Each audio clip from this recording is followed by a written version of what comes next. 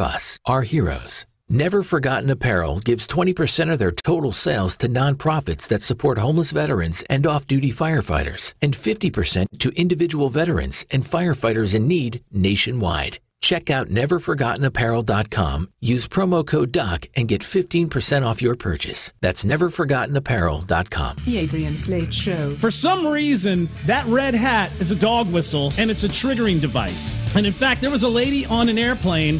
She saw somebody on the airplane with her with a MAGA hat, big red hat on. She decided to pen a letter and give it to her.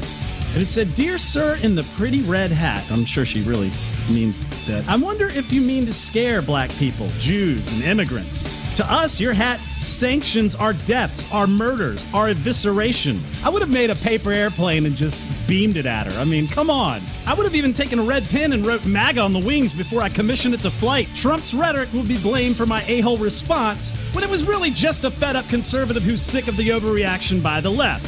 The same overreaction that leads to a bunch of homely, portly, Michelin men-looking women to strip naked in a photo for a voter outreach campaign ad that's called Grab 'em by the Ballot. More like Grab 'em by the fridge handle. Take the pain out of ordering your diabetic testing supplies with Diathrive. Diathrive ships the testing supplies you need directly to you when you need them. Best of all, with plans starting as low as $8 a month, Diathrive is probably going to cost you less than what you're paying today. Diathrive is so convinced that you'll love their service, they're offering your first month of supplies free. Simply type the code DOC, D-O-C, at checkout. Diathrive.com. That's D-I-A Thrive.com. Adjust your mojo now. Thank you.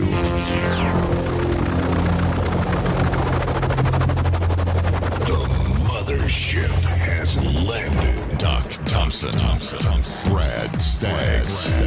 The mighty Mojo 50. Damn, that thin moral line. That thin moral line. I keep trying to get rid of it, Brad. Having a conscience sometimes sucks. It's horrible. Yes, it is. How come I got saddled with this thing? I don't know. I could just be one of those people running amok out there doing whatever the hell I want and being rich and happy. Mm-hmm. Yes, except for that thin moral line. You know, they always say, too, look at him. He's rich, but is he happy? Yes. From everything I see of rich people, they're pretty damn happy. I'd like to give it a shot. Right, exactly. I would be willing to sacrifice to, just to try it, just to see for the experiment, to see if I can do it. I know poor ain't happy. I know that's not. I've researched the hell out of that one. I'm thinking that maybe they say that, well, he's rich and he can do anything he wants. Mm-hmm. He has anything he wants. Hot women, cars, houses, no worries financially whatsoever. But is he happy? I think they say that just to make themselves feel better. He's got all that stuff. And look at him. He looks incredibly happy. Yes. He's even saying, I've got all this stuff and I'm happy. But is he really happy? Yeah, see, that's the thing. There's always that little shadow of a doubt. I'm telling you, really, I'm happy. No. I swear I'm happy. No, you can't possibly be happy. You've got everything. I'm happy. No, you're not. You're not happy. You're not happy. You can't be. That thin moral line. I got to do something different. I know that. I got to come up with something because that whole morality thing, that I would be such a great scam artist. Do you realize how magnificent I would be? Yeah, until you end up scamming somebody, then you feel bad, and then you feel like you got to help them get out of the scam that you scammed into. This is what I'm saying. It's that thin moral line, the guilt of that keeps me from scamming people. Otherwise, I would be fantastic. I would be so good at this. Come up with clever little scams and ideas. Yeah. And then I go, oh, I shouldn't do that. Sociopathic. If you could just be sociopathic. I would be an amazing sociopath. I would be fantastic at that. Yep. That's an affliction or that's not a career, right? I think it can be either one. I think it just depends on how you want to look at it, really. I mean, if I go to monster.com. Yeah, that's a different kind of sociopath. Yeah, I'm not sure that they have those listed. I mean, they should, but they I'm not sure that they have that as a subcategory. Damn. I think they actually it may be just coded CEO. Oh, it could be. Or motivational speaker. That too. Could be out there. Either one. Kind of the same thing. Is motivational speaker still a thing? I mean, remember Tony Robbins, that guy? He Banana was huge. Hands. What? Banana Hands. It was in, what was the movie? Shallow Hal. Yeah, Anthony Robbins. That's right. He kept calling him Banana Hands. That's right. That's right. Because he has really big hands. But is that still a thing? Do people still do that? I think so. I mean, televangelist is pretty much gone. And they're very similar. They're out there. Yeah, that's true. They're out there. I think that there's still a market for it. Yeah, but it's not the heyday, right? I mean, it's not the high water mark. No. Because I'd be good at either one of those, too. There you go. Televangelist, though, again, I'd have to get rid of that morality because that whole, preaching things that I don't believe about Christian, my faith in that's going to hurt that. Yeah, the whole... Motivational speaker, though. That could be it. I'd be really good. How about traveling evangelist? We bring that back like Jonah Nightingale? That would be good. Was it Jonah Nightingale? Yeah. Is that what it was? Jonas Nightingale. Jonas Nightingale. Jonas Nightingale in Leap of Faith with Steve Martin. Shot right over. Wow, I'd be really good at that. I don't know if I could read people as well. I do okay. But man, I would be good at that. Yeah. Holy moly. Again, that whole faith thing is getting in the way as well. Well, but they have electronics now that you don't really have to read people. You can just have other people reading people for you and get the electronics. Scamming the thing? Yeah. I'd still be really good at that, though. Wow. That would be fun. I need to come up with this, a televangelist or motivational speaker. I got the whole thing down. I got the whole shtick down. Okay. I've been thinking about this. All right. Again, if it weren't for that thin moral line, I could just go out there and I'd be Louis Nightingale. I just busted all. Was it Louis? Jonas. I'll have to change it for the rights. Okay, yeah. Yeah, that's true. Louis. Louis Nightingale. Oh, that's good. That's good. You just add the F at the end and it's not the same guy. Yeah, and I just get on stage as Louis and I just start busting it out there. And what you do, obviously, it's a little different for traveling evangelists, like someone heading up a revival show, but motivational speaker, I think that's going to play a little better because, I mean, the religious folk, if you're scamming them, they'll be in completely. I mean, that's evident all around us. Even if you're lying. Yeah. Might be a broader appeal if you're motivational. I mean, Brad, it's all around us. Look, right? You see, how do you think Alexandria Ocasio-Cortez? Just scamming people. It's all a scam. Members of Congress, media types, all around. It's all scams. That's true. There are so few genuine people out there. I'm thinking I might just want to sell out. Got to find a way to repress that morality. Just get rid of that. And then I just start touring. I write books because that's what motivational speakers do, right? Yes, I think that's where the real money is. You tour and then you write a book. It's kind of like being an artist. Okay, and you go on and for the concerts. Yes, okay, right. So you write the book and you go on tour and you hopefully get a bunch of people to venues. And then you got to come up with a show, right? Yep. Okay, I'm just trying to think this through. Yes. And the really good ones make it about them. Right? They bring some things up about their whatever. So their story. I'm thinking it would sell really well if you made it and also you played the victim. Just a bit. Yeah. Because Alexandria Ocasio-Cortez and others, they play the victim card as part of this, right? Yeah. Yeah, they do. They overcame rickets and, scurvy and everything. There's a lot of people that play the victim card that you really don't realize they're playing the victim card. They're just so good at it. So as motivational speaker, I go on tour. I take this stage. And I mean, people know me for my little shtick and things I've done in the past and saying, we got to go and do this and we got to help people. And here's how you walk across hot coals. All of that. But then I make it a bit personal. I play a victim. And one day I'm on stage and I go like this. I got some bad news. I went to the doctor yesterday and he told me that I have elbow syphilis. Oh no. That's bad. It's brand new. No one's ever heard of it before. Elbow syphilis. That's very bad. It's right there. It's targeted my elbows and he's going to have to remove my elbows. Oh no. I'll still have my hands, but my elbows are gone. So your elbows. I'll be elbowless. I'll be elbowless, folks, and that's why I need you to buy my new program. You'll never be able to scratch your ear again. No, I won't. Ever. I will have itchy ears forever, the rest of my life. Now, when I went to this doctor, and it's a special elbow syphilis doctor Right. in Walla Walla, Washington. Right, he's there, and I went there, and I've been struggling with this a while, and I went there, and he said that he has never, ever in the history of his elbow syphilis practice seen anybody with elbow syphilis that bad. Oh, that's awful. Ever. That is horrible. It's the worst elbow syphilis he's ever seen, and he couldn't believe that I was still alive.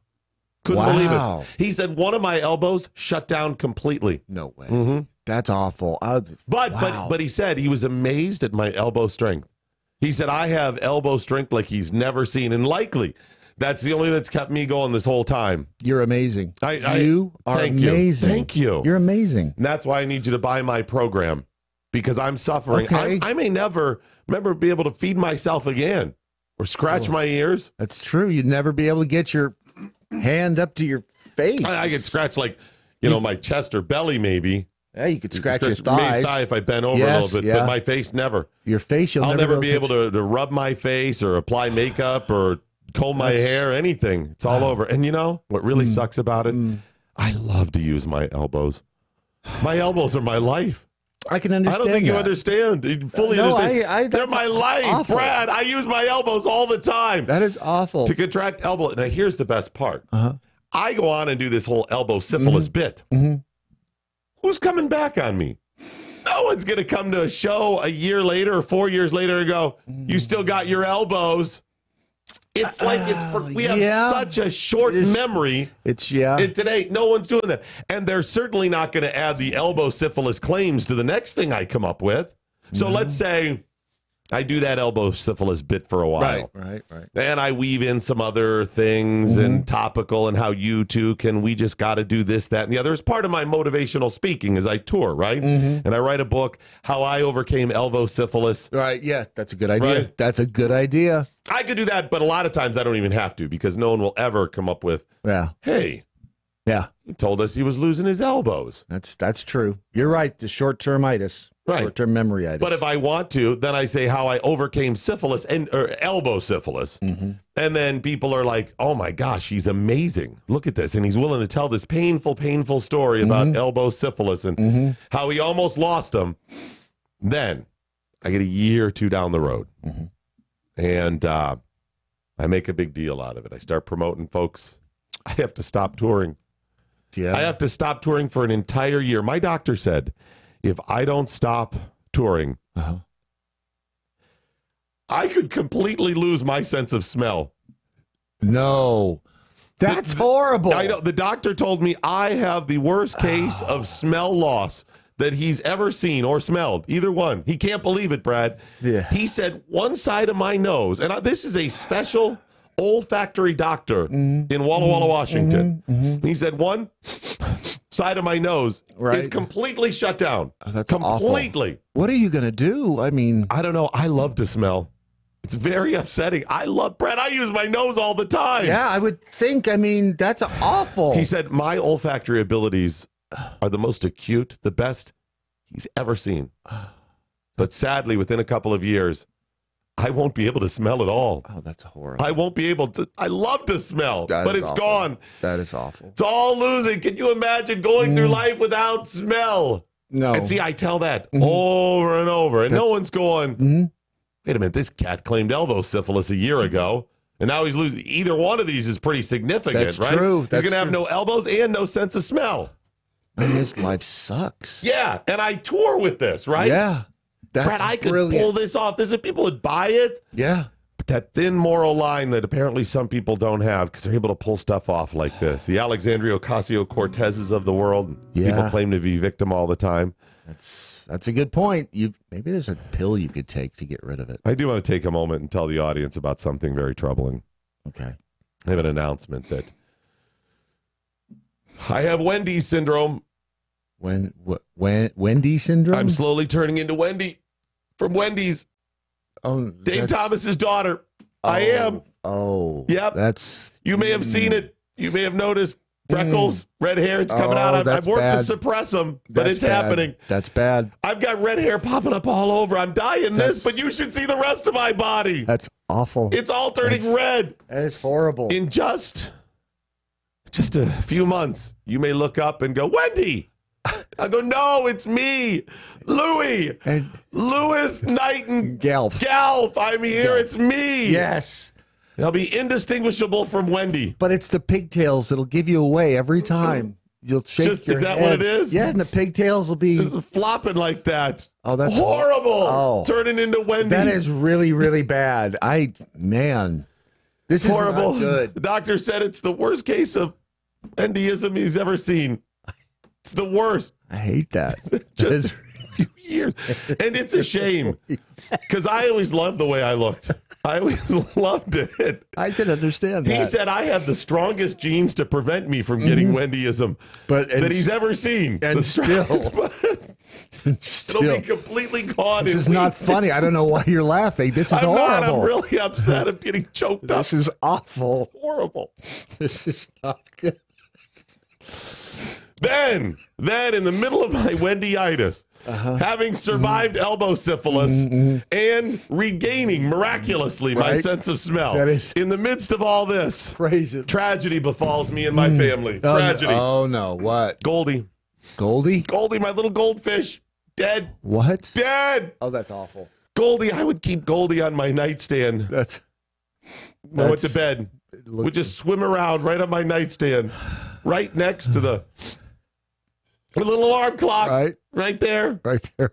The numbers on the clock would be last thing you saw at night, amplified through the water of the little fishbowl. I've had Goldie since I was a kid. The family, just a true member of the family. Goldie's gone. Goldie's gone. That's awful. We would take Goldie on so sorry family vacations with us.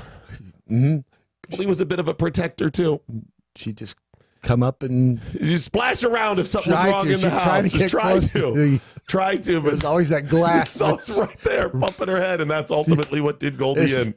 Trying to be close to you. Tragic. And I tell that horrible story about pet loss. Goldie the goldfish in the midst of all of my other tribulations and trials. That is, man, horrible. I just don't know how you get up every day. It's been like this since I was a kid, Brad. Starting at the youngest of ages, the things that have happened to me. Any one of these would have taken an average person down, but I'm just that strong. By the way, yes, the veterinarian said Goldie was the strongest goldfish he'd ever seen. It's awful. I mean, that's strongest one, Brad. That's amazing. It's a shame because I love that goldfish. Member of the family there. Yeah. Yeah. The good news is this, though. Oh, there's good news. Good. Well, it's good. Kind of good news. Okay. We got another goldfish. Oh, you did? Oh, we good. did. We did. Goldie 2. Oh. Goldie 2 is so cute. So sweet. And in a few years, I'll tell you about Goldie 2's tragic death and be just as upset. That's awful. That'll be, of course, after I tell you how I have leaking navel syndrome. And yet, the doctor said it's the worst case of leaking navel syndrome he's ever seen. That's horrible. Soon, I'll have no navel at all. It's a shame, damn it. I love my navel. It's all leaking out. Why me? Why me and my navel? This is... Damn it. I just don't know how you... Brad, I got this down, man. It's just that damn morality that some people don't have. That is... You just need to learn to lose that. Here's the thing. If you're willing to send me some money, I think I might be able to regain that, get rid of that morality thing. Would that be the cure? Well, it'll help me get over my leaking navel syndrome. Oh, that's good. Well, we all want you to, we need you to be your best. We're all pulling for you and your leaking navel. I'm considering starting a charity that specifically targets leaking navel syndrome. Now that's a good sufferers of leaking navel, to help others. Yes, would you like to sit on the board? Because you've been with me through this whole thing. Is that a euphemism? No. I mean, no. Okay. That's a whole different charity we're starting. A whole different one there. Just want to make sure. No, on the board of the leaking, they'll come up with a thing. Louis Nightingale. Direct. I mean, you've been with me through this whole thing. You understand the way I have suffered with just walking down the street and it just starts leaking. Oh, it's right horrible. there. It's embarrassing and painful. It is. It's very painful. And expensive. The shirts. The expensive shirts. Dr. Nettie said he's never seen that amount of liquid leak from a navel ever before. It's the worst. And have the person live. And have them live, of course, right? That's there's a special clinic for it in Walla Walla, Washington. I've been attending. Oh man, those bills are mounting up, aren't they? They are. It's huge. It's horrible, and that's the reason I need you to subscribe to this platform. Okay, Brad, I got this. Then we write the book. It's huge, man. It's huge. I think that's good. I mean, it's either that or I run for Congress. But I think it just seems so much work running for Congress and actually going to D.C. and voting in that. Mm-hmm. See this? Mm-hmm. It's poetic license. That's really what you're talking about. Aha. There's the loophole. Poetic license. You can claim all of this stuff, and who's holding you accountable? That's true. That's it. And you've got the license is the legal. Poetic, that's the artistic. You've got both sides covered. You ready for this? I love it. Okay, go ahead and play a skeptic. Go ahead and say you're a member of the media or audience. You're like, hey, whatever, and challenge me on any of this stuff. Go ahead, because I'm ready. I'm prepared. A minute. Leaking navel syndrome. That's right. I'm Louis Nightingale, and I have that. That's crazy. We'd never heard it. Well, I mean, what does this do to you? How does this affect your health? This is nuts. You're simply anti-Catholic. Well, no, I'm a Catholic, right? Yes, but that's You're nothing to do. Anti-Catholic. That has nothing to do with it. That's what I'm hearing. I want to know about your. Yep, you're just attacking me for being anti-Catholic and helping all of these people. That's what I'm hearing. On top of your elbow syphilis. How dare you? How dare you? You know how many people suffer from? See what I'm saying? I just bust out and say you're anti-Catholic. That's good. That's good, right? Because that leaves them running for cover. And while they're trying to defend the anti-Catholic, and the whole being anti-Catholic, you're thing. Anti-goldfish. That's what you are. Claim any of that stuff. That's smart. And that's smart. Very few people will ever actually add it all up and say, "Wow, this all seems like crap. I could take this on the road, Brad." I'm telling you, that is genius. That's really good. Yep. Yeah, I've been inspired by one person in particular with all of this. Oh, yeah? Oh, yeah. There is a person that when I hear everything they've said and done, the body of their work, I say, wow, they've managed to pull crap like this off. And right? You going to share who that is? Alexandria Ocasio-Cortez. She is amazing. Among others. She is amazing. Yeah. Apparently, she cannot stop playing the victim. No, she cannot. She's not... So, you know the old, I can't afford, why can I not afford a $174,000 salary coming in just a month to afford to move to D.C.? Why? And people go, you know, you could just rent a place. It's not like they're going to make you pay all that. You could do some sort of deal. How come you didn't plan for this? How come any of this stuff? Right. You know, you could commute for a while. All kinds of possibilities. Yeah. And she said, how dare you attack me? Again, double down on the victim. That's right? true. Yes. So that is brilliant. Yeah, she's got that. Then she did. People are like, hey, and you're saying this, but you got some really expensive clothes. How dare you say this? You're just trying to get, boom, double down on the victim, That's right? Smart. Yeah, it is. Very smart. So then she said, she tweeted out a couple days ago that she's been in and around D.C., you know, getting ready, moving into the office and whatever. Yep. She said, this is her tweet, people keep giving me directions to the spouse and intern events instead of the ones for members of Congress. Oh, they're mistaking her for a spouse or an intern? She's a victim again. Look at this. Man. She is a victim, Brad. You see that? So she needs to correct this society, doesn't she? She does. Right? Wow. And then, it's every day. It's another one. Every one of them are victims. Remember, she, what was it? She, what she said about being able to move to D.C. Fox and others are like, hey, this is all crap. And they explain why or whatever. And she absolutely went out, how dare you attack people? And again, she's making it about her, but saying she's doing it for people who are poor and all of this stuff. Yep. It's genius. Everyone was correcting her word slips. Yeah. She came out against that and slipped. Had the slip in the middle of it. Right. But remember, her audience buys into all this stuff. Yes, that's true. They do. They defend her rapidly. Yes, exactly. And it's, you'd think people would go, wait a minute. You keep making this about you, but claiming it's about the people you support. In other words, she is an example of the poor, downtrodden. Yes. Okay. Then she busted this one out. The reason journos, is that like journalists? I think that's... Is that actually a word? I think it's kind of like totes. like totally. Is this a young? It's a hip thing.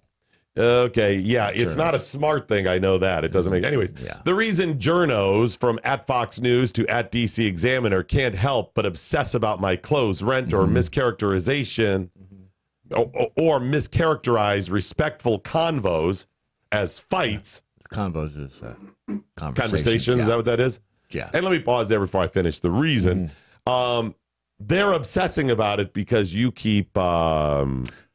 mentioning it. Yes, that would be the reason. Yeah. Okay, just got to get it right. She brings it up. Yes. Yeah. She said the reason that they're mischaracterizing respectful convos as fights is BC because, as I've said, women like me aren't supposed to run for office or win. That's right. Wait, what kind of woman is she? Is she a special kind? I think she's proven that she's a special kind. So she's special. She's special. Absolutely. And she finished it by saying, and that's exactly why the Bronx and Queens sent me here. It's marvelous. That is brilliant. Yes. She may be smarter than we give her credit for. Jonas, crazy like a fox in this stuff. I really think she is. I think she might be brilliant in this. I mean, could you be that lucky? Could you be that lucky to be this irretrievably stupid, ignorant of the truth with this stuff? And just happen to be able to craft these perfectly to always bring it back and make it about her as she is part of the downtrodden in her district. Yeah, she's either really lucky that way or really good. I don't think she's that lucky. I think she's really smart that way. She could give Jonas Nightingale some tips. She could give Louis Nightingale some tips, too. I think you're right. I think she's about a week away from announcing that she has contracted elbow syphilis and her goldfish has died. What's a MoJo? What's a MoJo? $20, same as downtown. MoJo 50. I'm Mike Opelka from PureOpelka.com. Here's your 2-minute drill. Alexandria Ocasio-Cortez, the youngest member of Congress, recently elected in the Bronx, apparently has no idea about the American government and the 3 branches. And if we work our butts off to make sure that we take back all 3 chambers of Congress, all 3 chambers of government, the presidency, the Senate, and the House in 2020, we can't start working in 2020. No, you needed to start working about, 12 years ago in school and studying civics. But maybe we can't blame Ocasio-Cortez. Maybe the fault lies in the people who taught her, the New York City education system.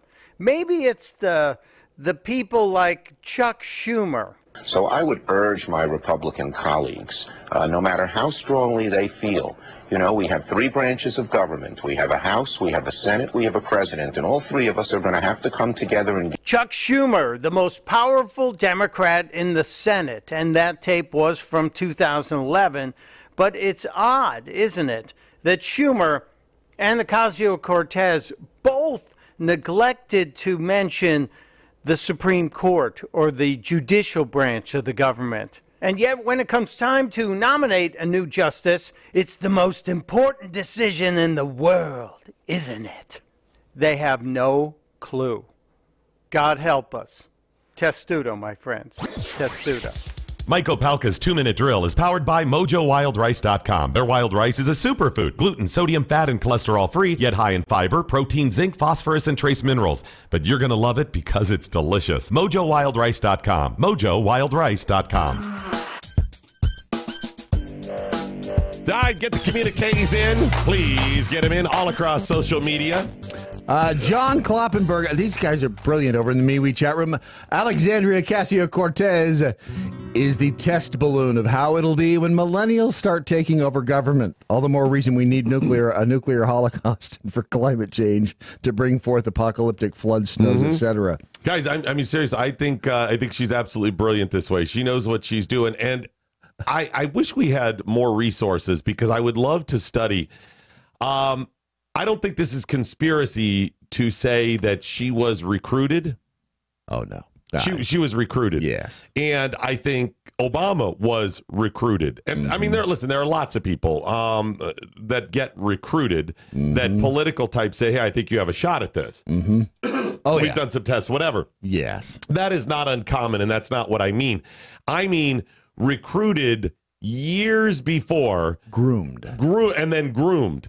Yeah, that's a good point, Brad. It's the two. It's the recruited and then groomed. I think Obama absolutely had that happen. And that's not to say, it started when he was in college or he's a Manchurian candidate or anything like that.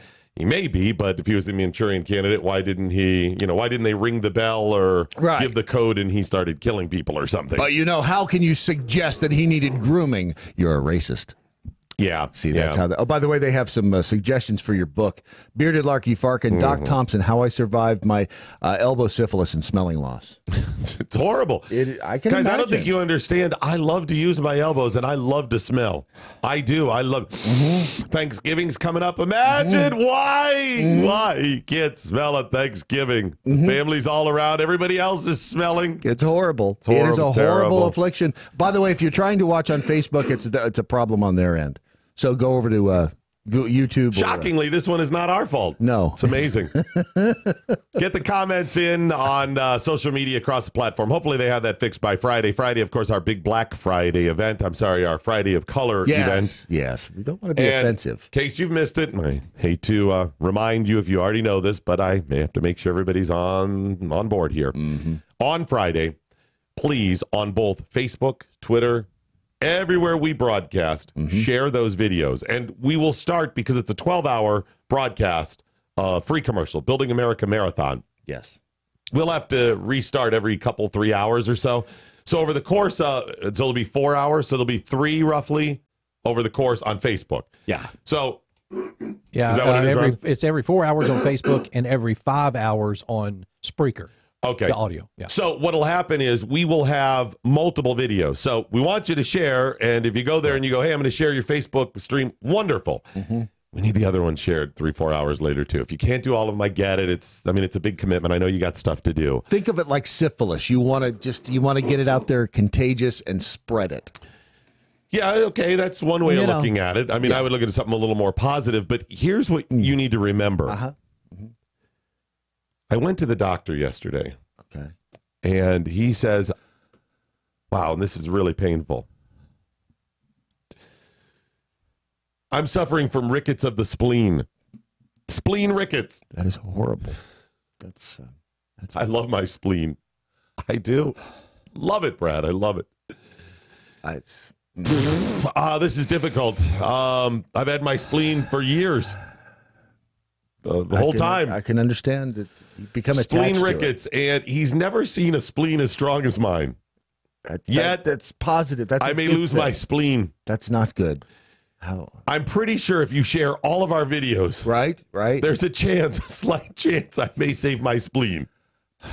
We'll do the it special for you. experimental formula from the Spleen Ricket Foundation Hospital of Walla Walla, Washington. They do doing amazing work. It's work. cutting edge research is what it is. Dr. Boffwackel up there is Boffwackel's the best. I mean, when it comes to spleen rickets, the guy's got it. Boffwackel is the best. He really is. He's devoted his life to it. We want to save you. We want to help save you. And if it's as simple as just sharing. Well, there's more. Video. Oh, okay. All right. What else can we do? My hissing cockroach. Oh, no. Did you? You know my pet hissing cockroach. Oh, yeah. I mean, you've talked about it for years. Years now. I love that cockroach. Uh-huh. He's not doing well, Brad. He's not doing well. This is horrible.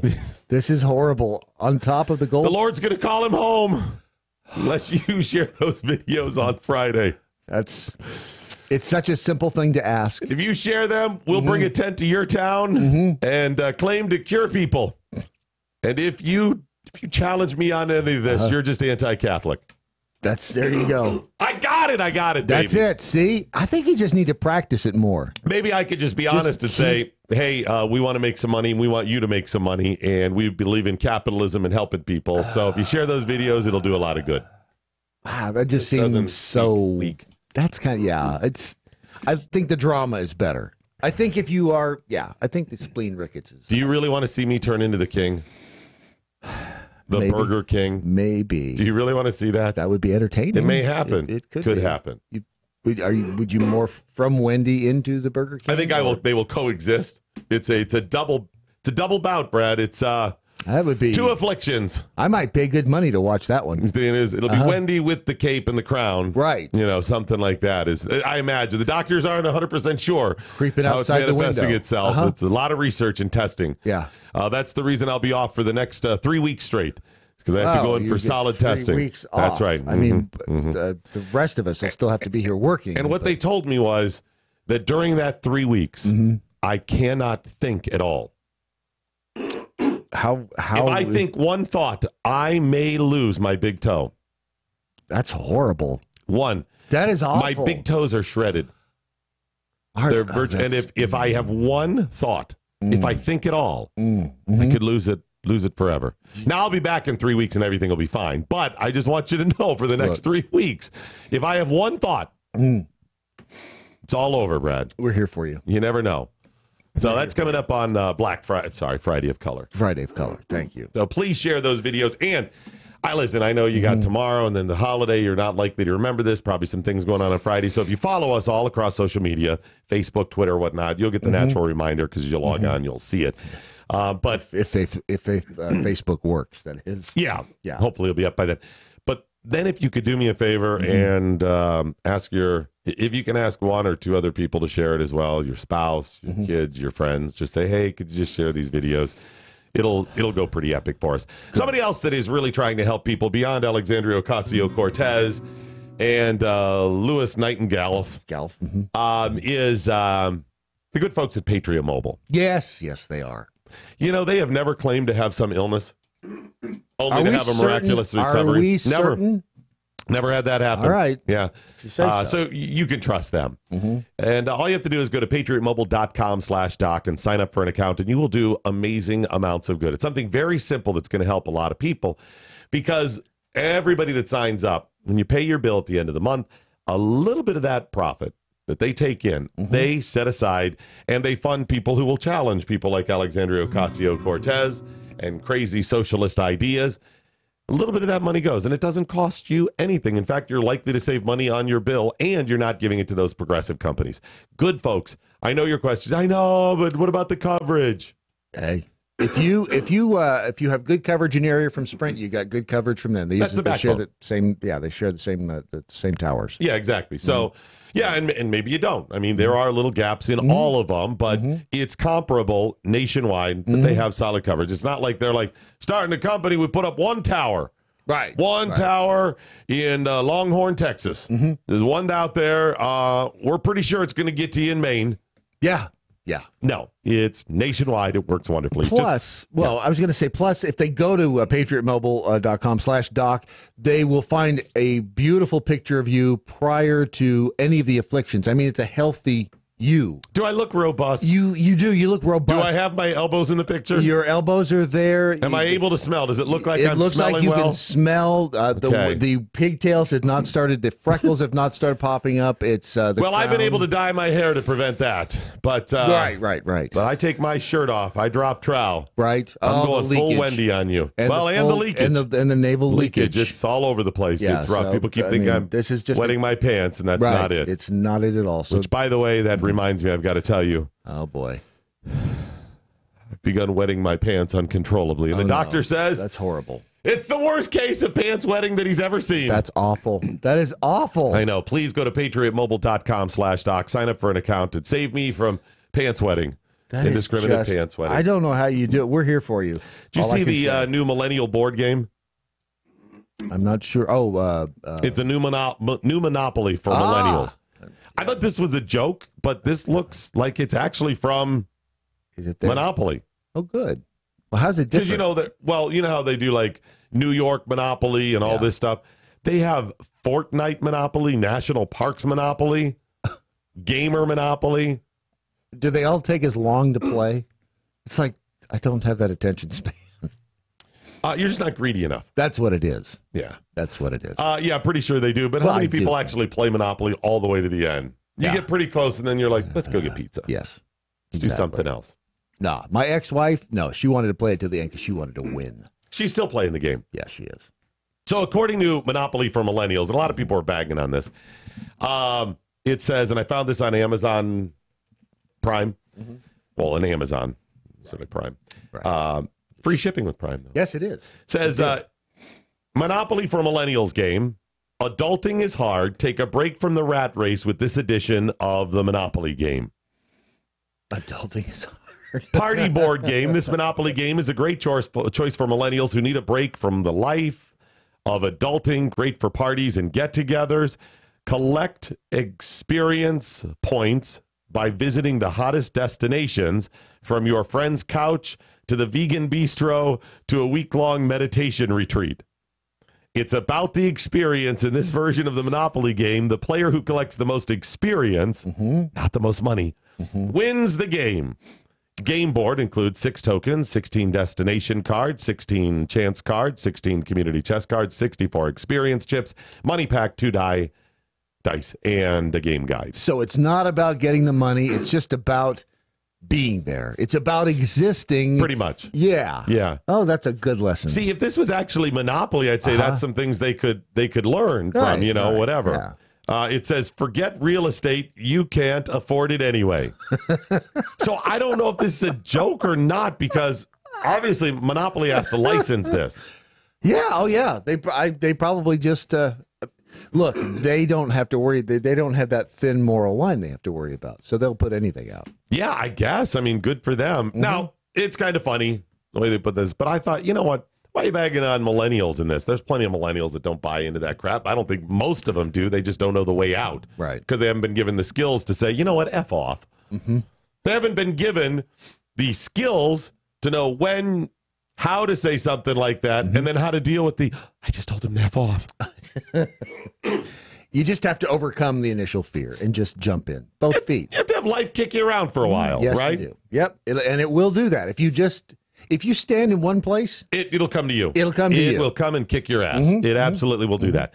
So as I'm thinking about that, I'm like, we don't need a Monopoly for Millennials board game. We need a new social justice warrior Monopoly. Oh, that's even better. I like that. Or, by the way, Opalka tells me, he goes, Doc, they're trying to rebrand the... No, I'm a democratic socialist. Yes. Did you hear how they're trying to brand it? Well, it's more palatable. No, they're going to rebrand that. Oh, they're rebranding that too? Well, because you're still putting the word socialist in it. No, I'm a democratic. I'm a democratic fascist. Okay. I'm a democratic Nazi. They would never tolerate it. I'm a democratic communist. So they've done some testing. Right. Aha. They're going to flip the words, change it a bit, and call it social democrat. Oh, okay, that's good, because social's good. Amazing. That's much better. Social is so you're good. A socialist? No, I'm a Democrat, but I'm a social Democrat. Yes. See what I'm saying? I like people. I like to go and be social. I'm sorry, that's another. Oh, but if you put socialist, you're automatically heading, right? Yes, that is So that's smart. how they're going to start rebranding it. So I think we need a monopoly for social Democrats. That's a good idea. That you don't have to, but there's no money involved. Everything's free. Yeah, I would think something like that. So I'm just trying to hear the commercials there. How you target something like that? You go, try the new Monopoly. Well, let me think how this would go. It would be a classic game has just been updated for the Alexandria Ocasio-Cortez generation of social democrats. Malopoly. That's good. Is the exciting game of not real life. That's good. Now you can own none of it. Because it all belongs to a select few in a faraway city. I love that. Roll the dice and move your player. Land on a property and pay the government. Land on a railroad and pay the government. Land on a utility and pay for those utilities that don't work because they're owned by the government. Brilliant. Coming soon, Shoots and Shoots. Animal Farmville. Can I say Farmville, but it's Animal Farmville? I like that. I like that. Coming soon, also, Diane Yahtzee Ford. Wow. Coming soon, Ain't No Payday. Coming soon, sorry. You don't have to change that one at all. You really don't, no. How's that work? I like that. Is there money? What other game uses money? Is it just Monopoly? No, there was Payday. Is that Payday? Yeah, Payday. Maybe. Remember that one? Yeah. You had like the board was a calendar and you had to pay bills. That's right. So that's how the social Democrat monopoly would work, is it would just take money from Payday. Is that Yeah, it would take money from Payday, and then that's how go it would over pay to your for Payday everything. man, take all of his money. Now shoot him in the head. Yes. Now you can have anything you want. That's free. right. Lock him up. That's brilliant. You see, that's what it is. I think it's Maopoly. Very smart. Very smart. I think we got something there. Wow. All right. Hey, don't forget, coming up at the top of our third hour each and every day is the totally acceptable racist joke of the day. Got a good one for you today. What's right? I think we need to do dad jokes of the day or something, or a day of the week we can focus on those, because there's so many that I'm guessing millennials haven't heard. Oh, yeah, the dad joke. Well, when we had a few dad jokes yesterday in the mermaids, talking about the mermaids. Oh, that's right. I thought of one yesterday. Do you remember the guy who's walking down the street and he sees a man standing there with a dog and a sign that says "Talking Dog, $20." Does this sound familiar? It sounds vaguely familiar. So, there's probably several jokes that start like that. And the guy goes, "Talking dog? There's no such thing as a talking dog. You think somebody's going to be duped into?" And the dog says, "Well, actually, I can speak, sir." He's like, "Whoa." The dog goes, "Yeah, I was taken as a puppy in the puppy mill. Government took me, did some experiments, tested the serum and an entire process they put me for, which allows me to communicate. I have cognitive thought, and I can talk." And they did this because it was part of an experiment where they put me in rooms of foreign leaders. And they didn't realize that I could speak, and I would listen and observe. It was part of a spy program, and then I would report back. I did this for years. It was a big Cold War program and was incredibly successful, saved countless people. And the guy interrupts and looks at the guy who's selling the dog and says, "Why would you sell him for $20? And he goes, "Because he's an effing liar. He didn't do any of that crap." Yep. That's the one I remember. See, the beauty of being able to remember just part of a joke is that it's funny every time. Do you remember that joke? I do remember that one. That one about the joke writers convention? No. Well, there's a whole convention of joke writers. Yeah. And they're there. And there's a new joke writer. Yeah. And he's in this convention, and somebody goes up on stage and goes, 641. Yes. And everybody busts up laughing. Yeah. And then somebody else goes up and he goes, 32. And everybody laughs. And he turns to his buddy and goes, what the hell's going on? He goes, "Listen, all the jokes have been written. We all know them all. Slight variation. So we just numbered them all. And then we just save time. We just yell out the number. Yep. 82. And everybody busts up. He goes, Can I turn? He goes, "Absolutely." So it's his turn. He stands up and he goes, 115. Crickets. Nothing happens. He goes, "It's all about timing. Some people can tell a joke and some can't." See, the variation I heard was in prison. In prison, they same thing. Yelled out the from their cells. Number 16. Same thing. I want to try it.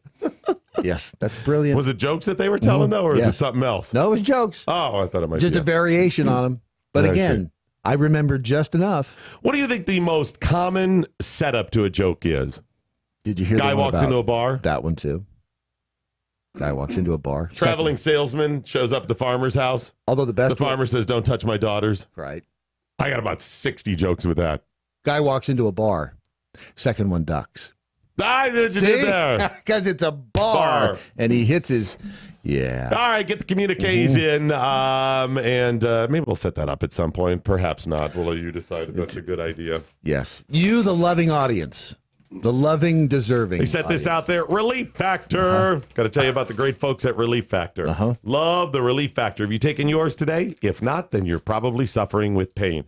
Relief Factor is a really cool product. What are the family who owns it? What's their? It's the Talbots. Pete and Seth Talbot started this, and I've interviewed them, and I wasn't familiar with them. I only knew a little bit. Kind of interviewed them. Really good people. The thing is, okay, they kind of the same philosophy that we have here. They did it, number one, to help people truly to help people. Number two, they needed to make some money. Right. So, it's Business capitalism. is good, yeah. And number three, they wanted to do something good for the world. Right. So it's they're genuine. They really are the real deal, and this is the real deal as well. It works. I've been taking it for close to 5 years. I've been taking it for close to 6 years. Actually 7 if you really factor in the early days. Well, if you take out the early days in radio for me and then out at whatever the cosine, then it's more like 8.5 years. But nevertheless, it works. Yeah, it does work. I take it every day, at least twice a day, and it's. I take it at least 3 times. It's you can. The beauty of it is it's botanicals, so there's no narcotic side effects. Yeah, but what about the medicines?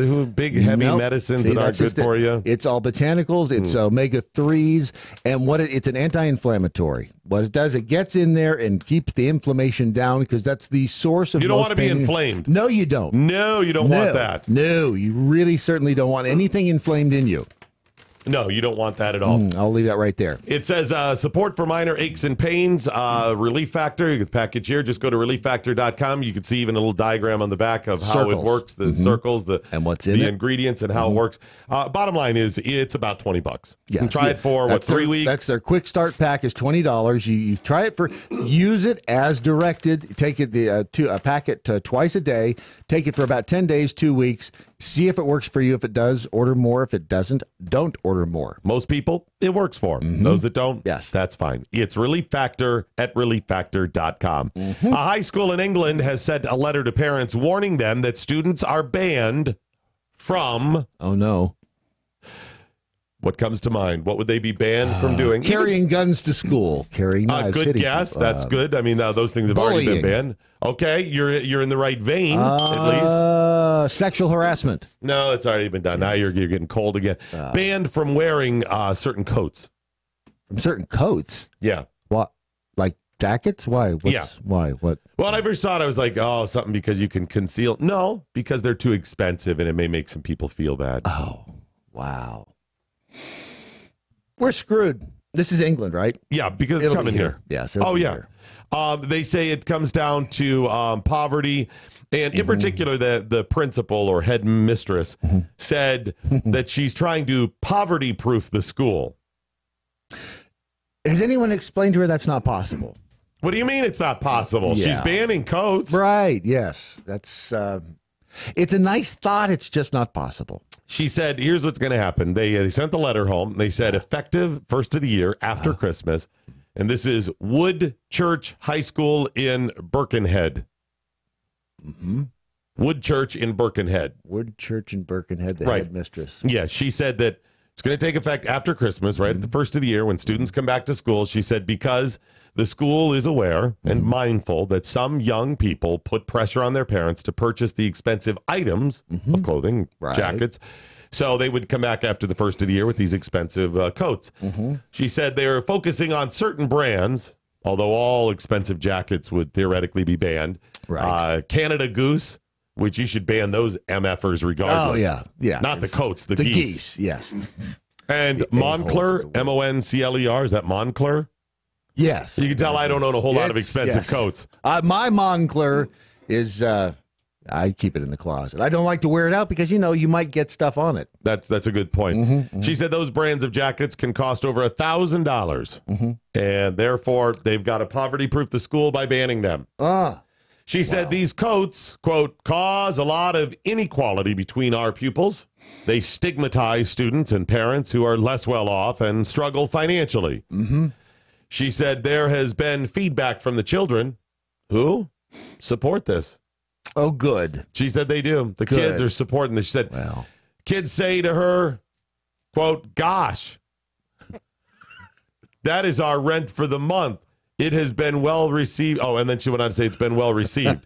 She said one student wrote and suggested that the school, quote, shouldn't be a place where students' economic background is rubbed in their faces and distracts them from learning. Right, because kids, they go to school and they are focused on learning. I think that's something we've realized. Absolutely. Can't tell you the number of times as a student I said, hey, how about this learning? There's not enough learning going on here. We need more learning in this school. My 16-year-old son comes home and says, Dad, they're just not focusing on learning enough. They need to We need to learn more, and they need to help us do it. And they're just not doing it. That's, I think we all and know Dad, standard. The rent. I mean, I'm worried about our rent. And all I'm the time. seeing people with coats that are as much as our rent. That's right. It's just not right. It's awful. So that'll help them poverty-proof the schools. She said that 46% of the students at Woodchurch are disadvantaged, so the school has implemented some other measures to help poverty-proof the school. Okay. And, quote, prevent social inequality from affecting children's performance. Okay. Some of those measures include a rule they introduced that is a compulsory school bag rule. So they have to buy this certain bag. Okay. She said because some students were complaining that other students were disbanding or had expensive bags. I've admired your bag for a long time. It's a simple bag. That's why. It's a bag of the people. Yes, yours is a very... I call it a sack. Yes. It's a people's sack. It is a people's sack. It's modest. It is but modest. effective. It works. And attractive. It's an attractive sack, but not for the sake of functionality. No. Just for the sake of being attractive. The school has also cut down on non-uniform days. The days when kids can wear, don't have to wear uniforms. Okay, so they have to wear the They uniforms cut it down to just often. one a year now. Only one day that you don't have to wear the uniform. That's because when kids were coming to school on those days, they didn't have to wear uniform. They were wearing expensive clothing. And some students felt bad. Dirt bags.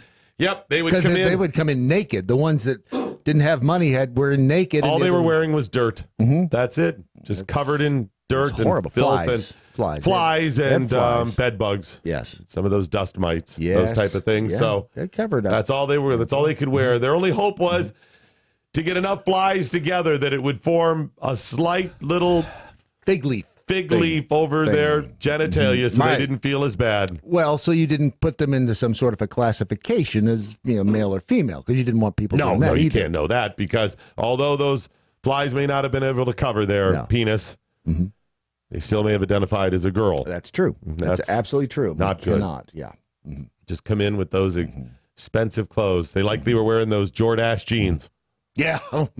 I thought it was Jordake. Sorry, Jordache jeans. Something like that. Yes. She said also they provide sanitary napkins for free to female students. Why would you want to use an unsanitary napkin? I've never understood that. I don't get it. Right. I'm like, doesn't seem to be a big market for that, is there? No, I wouldn't think so. I mean, you try to sell an unsanitary napkin, and I just don't think you're going to get the sales level that you expect. I mean, given the opportunity, Brad, you walk up and you see sanitary napkins or unsanitary napkins, which one you buy? I'm going for the sanitary napkin. Why wouldn't you? Every time. I mean, even if they're a little more pricey, I think I'm going to go for it. I think it's worth it just not to have the mites invested in. How you doing? I'm from Pete's House of Unsanitary Napkins. Well, we got a deal going on. Get 40% off. The ones I found in the alley. I dug them out of the trash can. They look kind of dirty. These ones have extra filth and muck. That's right. I think I'm going to stick with the sanitary version over here. Probably a good idea. Yeah, Probably. Yeah.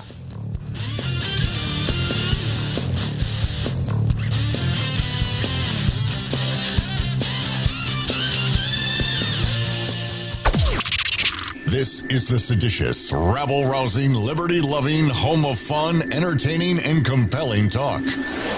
MoJo 50. News this hour from townhall.com. I'm Rich Thompson. This tears at the soul of our city.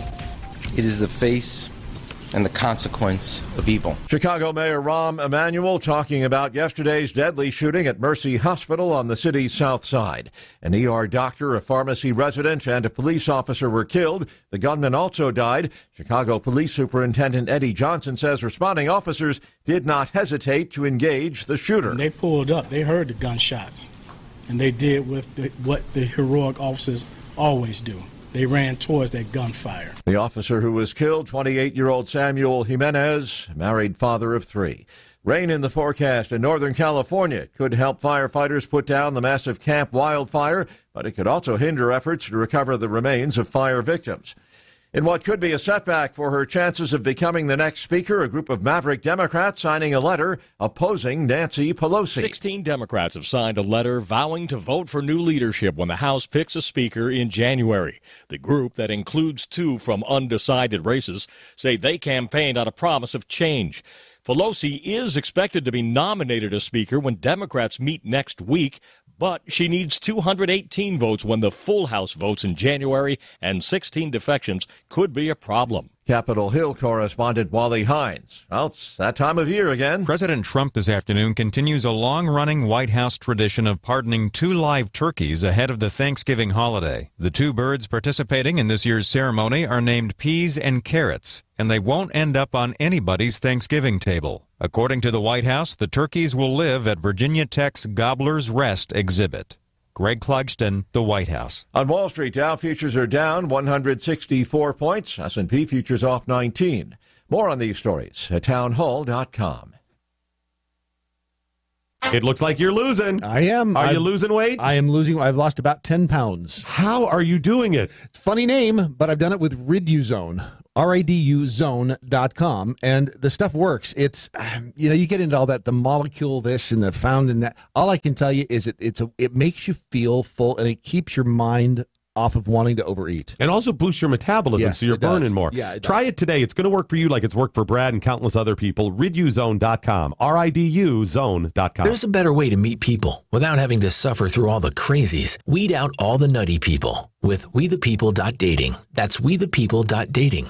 It's easy to find a liberty-minded match, and it takes less than a minute to create a free account and begin browsing through over 11 million monthly subscribers. Look, we all know the success of a relationship hinges on the core shared values of a couple. So check out WeThePeople.dating. Sign up and start dating today. WeThePeople.dating. Life, liberty, and the pursuit of a partner. This is David Barton with another moment from America's history. How should we respond if confronted with frustration and conflict? The proper response was given over 200 years ago in a lengthy speech when Benjamin Franklin told the delegates at the Constitutional Convention, "In this situation of this assembly, groping as it were in the dark to find political truth, how has it happened, sir, that we have not hitherto once thought of humbly applying to the Father of lights to illuminate our understanding? Have we now forgotten that powerful friend? Or do we imagine we no longer need his assistance? God governs in the affairs of men. I therefore move that henceforth prayers imploring the assistance of heaven and its blessings on our deliberations be held in this assembly every morning before we proceed to business." Benjamin Franklin knew that prayer was the proper response. For more information on God's hand in American history, contact Wall Builders at 1-800-8-REBUILD.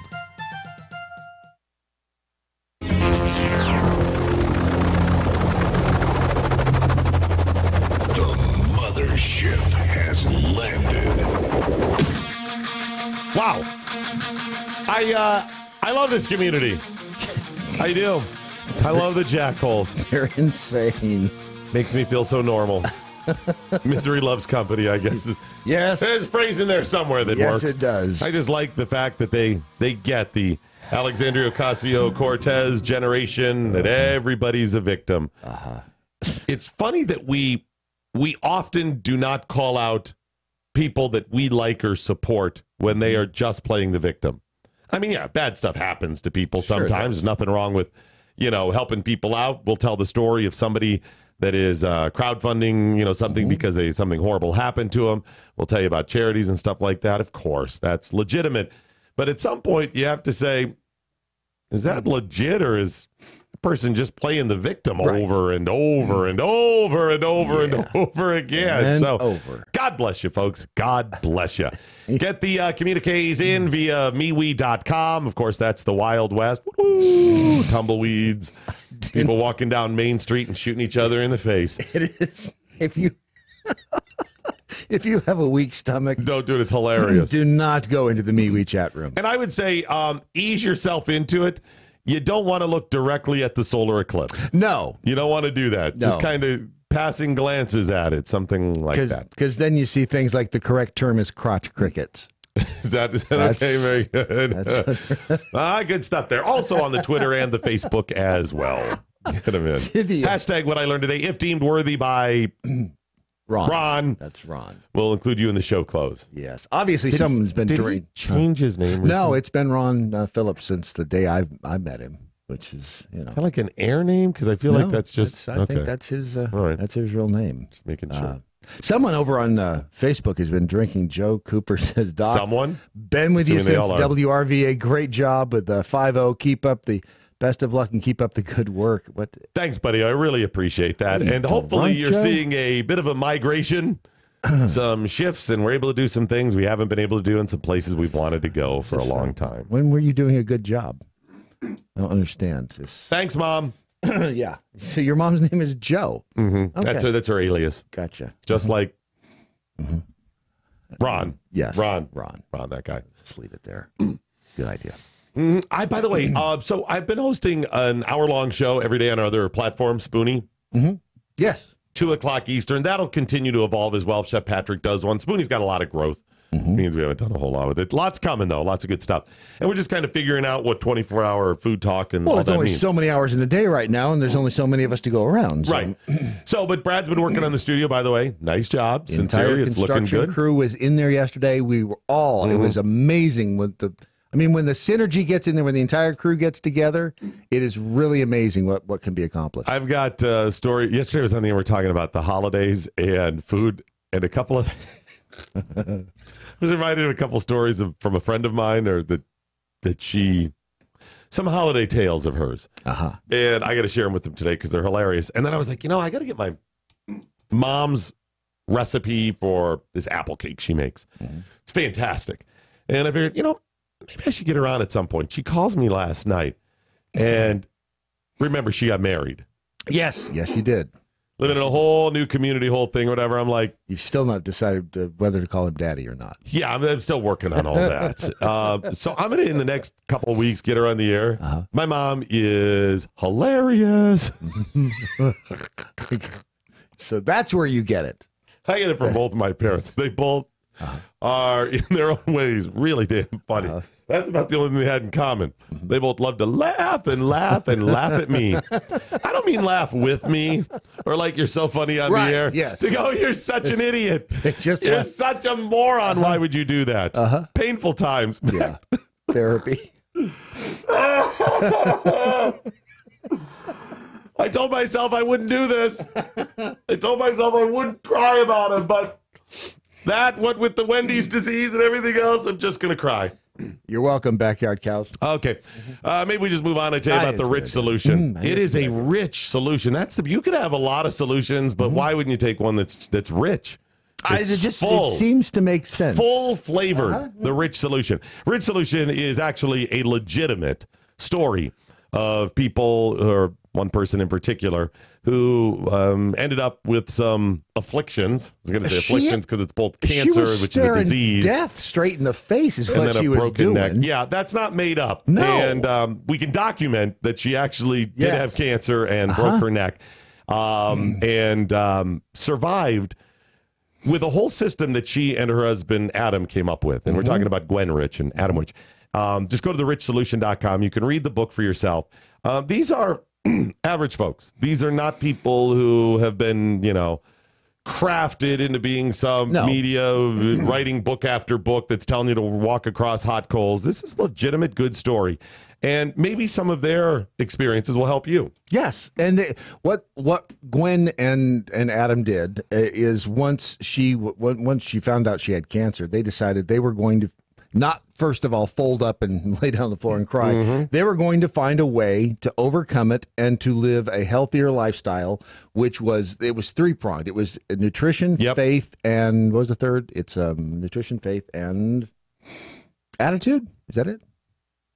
I feel like we should have known that. Yeah, I had. You know where you can find out? You can go to therichsolution.com and we find out. We probably should have just done that ourselves. It hurts doing a commercial if we don't know I that. was looking up the sex after enhanced sex for women, and that's you got sidetracked, derailed. You can understand why maybe I didn't have my head in the right place there. All right.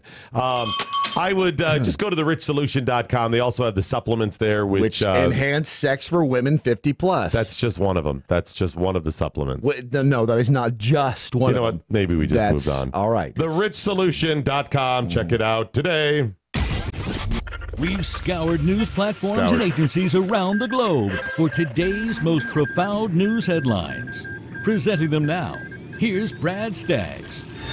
And this is these headlines are brought to you, in fact, by therichsolution.com. A smattering, a little bit of everything today, since it's Tuesday. Okay. So this is kind of like the Thursday on a normal week. Now smattering. Casey Kasem's family says he was murdered. Really? I knew that one would get you. I guess had he just made that dedication. Right. Now it's time for a long-distance dedication. Did he forget one?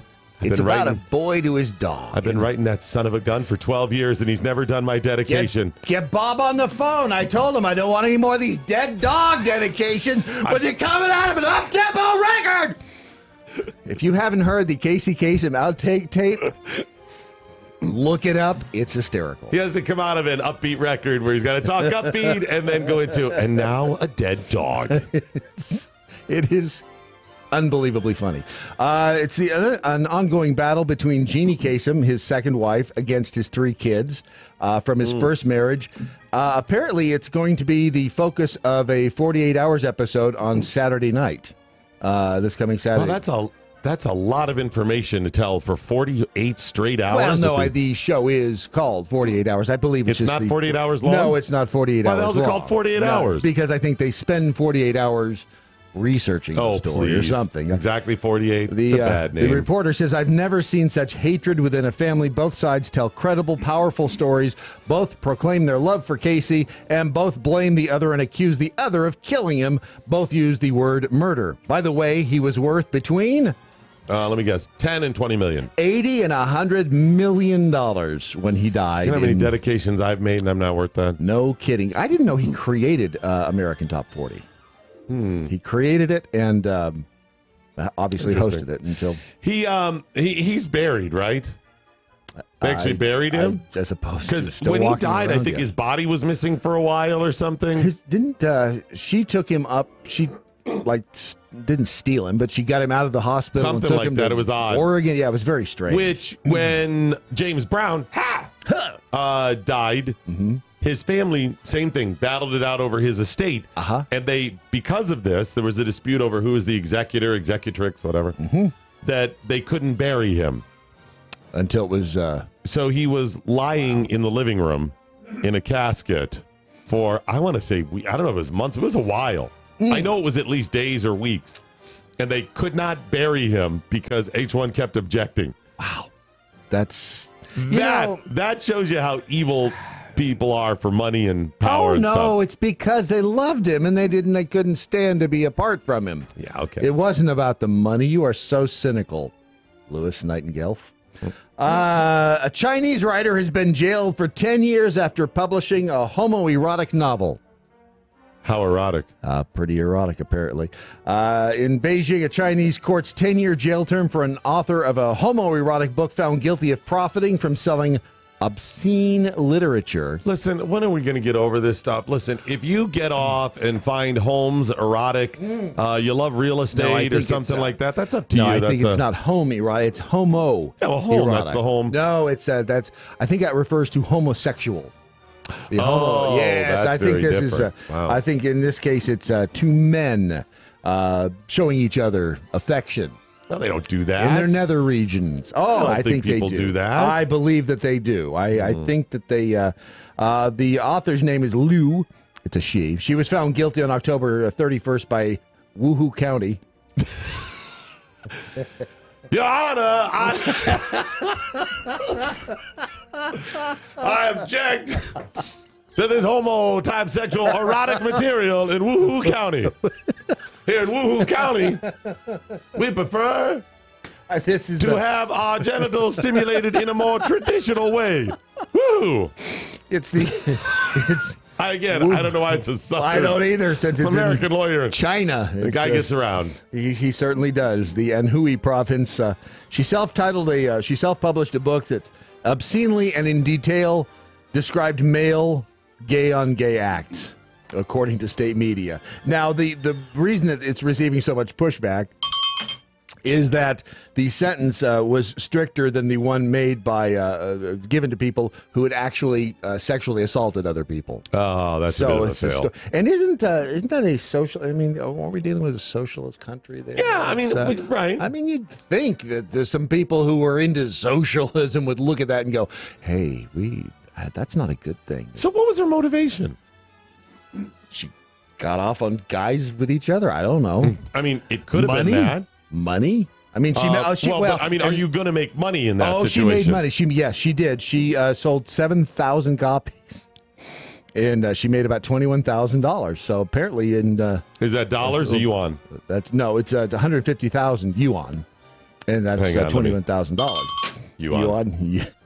So apparently, the Chinese like them some 21,000 yuan. Wow, that's a lot of yuan. Not to be confused with yuanyets. Yes, that's very different. That's completely. What is that from Liechtenstein? Is that Borneo? That's the Borneo currency, right? Yeah, I believe it is. Yes, the Borneo currency. Well, good for her. She found a niche, and now someone's going to find her niche. Wow, 10 years in prison. I can't imagine life in a Chinese prison is fun. I wouldn't think that it is much fun.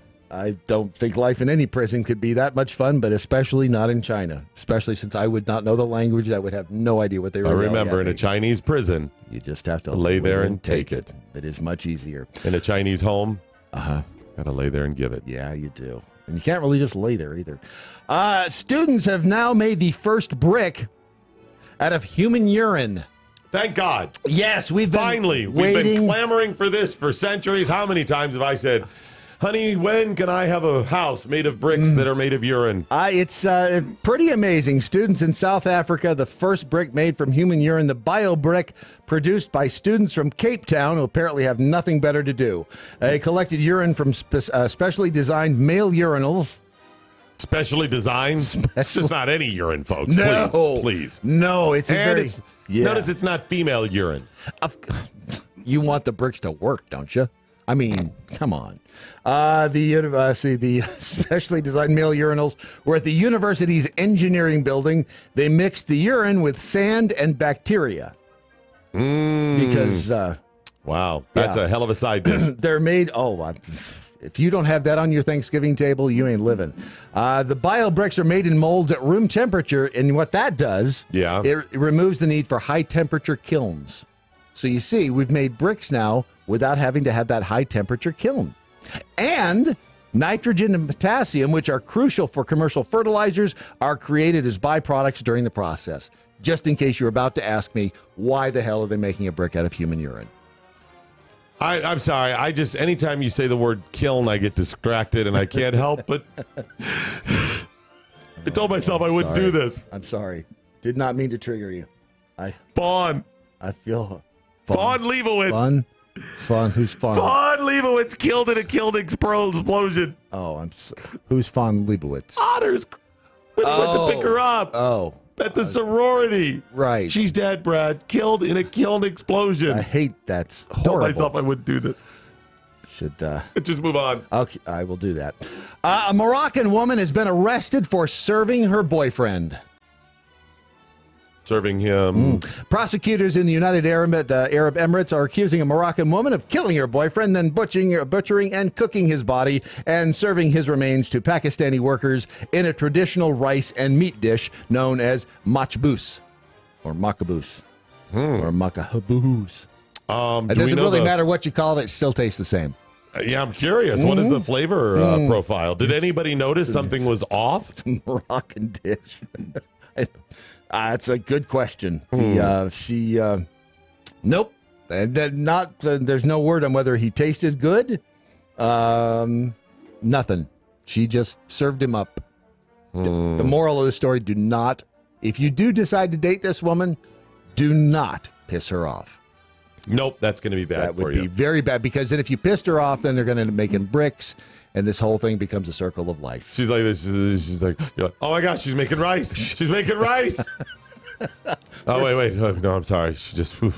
Where'd Mahmoud She made go? governor's chicken. Okay, good. I'm good. That's probably a good time to take a little break from the headlines to hear from our sponsor of this portion of the headlines, Charity Magnets. Brad Staggs, thank you so much. Yes, at charitymagnets.com, they design and produce beautiful, high-quality products for law enforcement supporters and enthusiasts alike. Wow. Their community includes law enforcement professionals and their families, first responders, corrections officers, members of the military, private citizens, everybody dedicated to honor, integrity, and helping others in times of need. Your support is valued at charitymagnets.com. There's an annual membership, too, that you can sign up for that keeps giving. And what they do is they give money to cops for kids with cancer. That's cool. That's a good for each sale, a donation is made. Now, this is also a for-profit company. I mean, they make money off it as well. But their business model is one that they donate, a portion of the proceeds to charity as well. It's charitymagnets.com. And they're cool. I'm looking at the 2018 Honor Badge car magnet. Yeah. It's $20. Same as downtown. Plus shipping and handling. But this is really and those cool. are metal, by the way. That's not like plastic cheap stuff there. It goes on the back of your car, and obviously it can come back off, so you put it on there and take it back off. But go to charitymagnets.com. It's the far left magnet. It's very cool, and it's a way to support law enforcement and the kids at the same time. Well, one of the nice things about the law enforcement angle here is, unfortunately, cops, you get a bum rap in today's world. You are under constant verbal and media assault. I mean, who would even go into law enforcement at this point?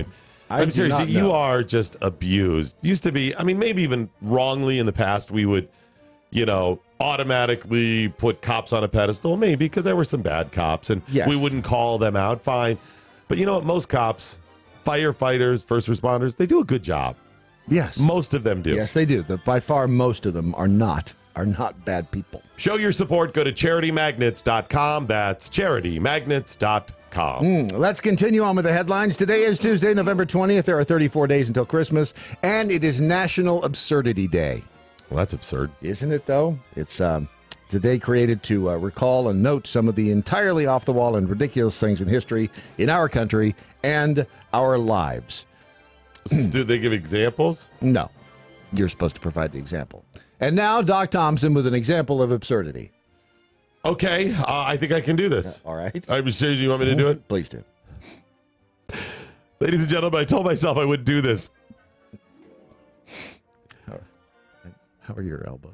It's not my elbows, Brad. It's not my elbows. Nay. It is my ear hair follicles. Oh, no. My ear hair follicles. Oh, that's awful. What's wrong with them? They're almost completely gone.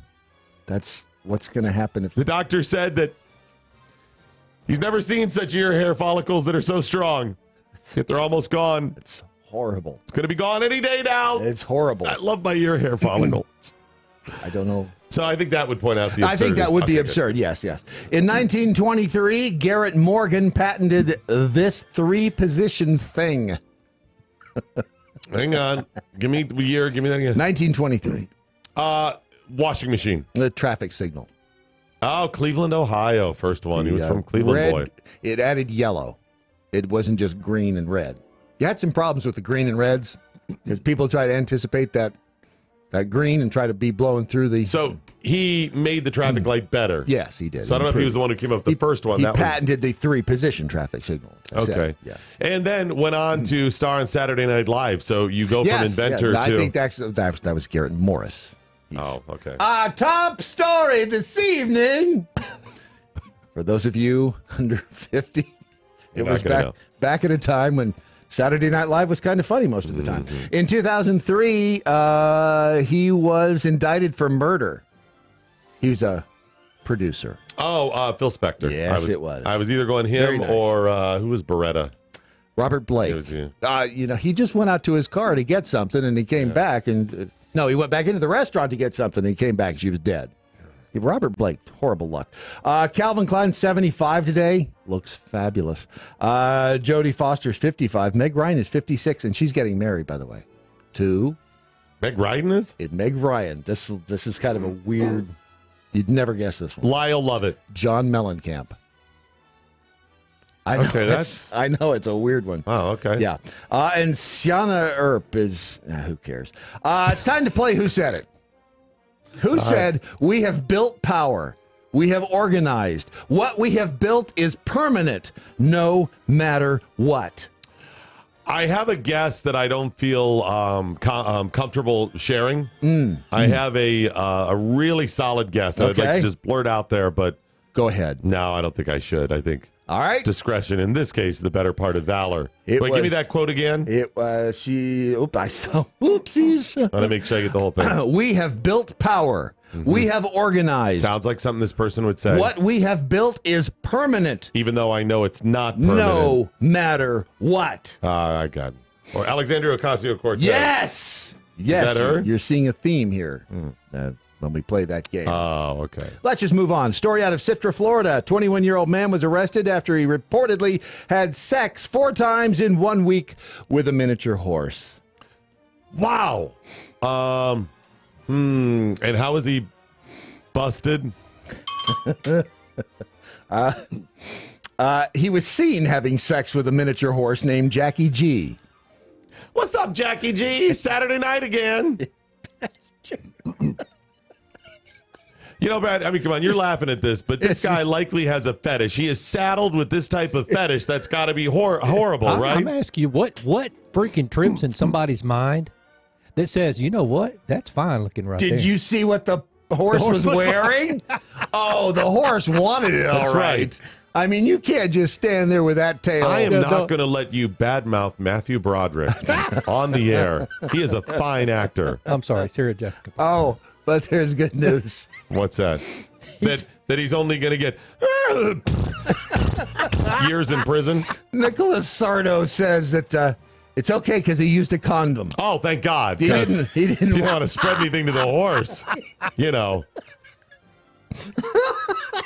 Dude, go to any store that carries stuff, but just don't. Oh, man. That gives animal husbandry an entirely... That's got to be a horrible... You're just driving down the road and you're like, farm. Look at that. I can't. Nothing, honey, nothing. Farm. I can't stop myself. She was looking at me. It's just... She's exactly giving me those eyes. Have you seen those eyelashes? If you see her eyelashes, they're just... I've tried to contain myself, but my love must be unbridled. Oh, I saw what you did there. Saddled with this burden of a... And he's been charged... I mean, what kind of a world is it where he is charged with sexual contact with an animal? If that's the kind of world where this is wrong, I don't want to be right. I do feel kind of bad for the guy because think about this, all right? It's a miniature horse. Yeah, what is that's got to be embarrassing in jail. Does. I mean, is there taking you away? You're going, tell him it was a regular size horse. Tell him it was a regular horse. Yep. If you're just tuning in, welcome to your daily MoJo. Those are your headlines. I know not what course others may take, but as for me, give me MoJo or give me death. MoJo 50. Many have said for some time now that what starts in California is almost guaranteed not to stay there. Here's the latest out of California. After the Parkland shooting, Representative Eric Swalwell, a Democrat from California, wrote in May that the government should ban possession of military-style semi-automatic assault weapons, buy them back, and criminally prosecute any who choose to defy the law by keeping their weapons. He also claimed there were approximately 15 million assault weapons in the United States and suggested offering between $200 to $1,000 each to buy them back, costing between $3 to $15 billion. Joe Biggs, a former InfoWars reporter and conservative combat veteran, challenged Swalwell's reasoning, saying Swalwell that he basically wanted a war. Swalwell responded, and it would be a short war, my friend. The government has nukes, too many of them, but they're legit. I'm sure if we talked, we could find common ground to protect our families and communities. Joe then replied, so our government would nuke its own country in order to take guns? Wow. Others on social media chimed in to let Swalwell know that his tweet about nukes was over the top.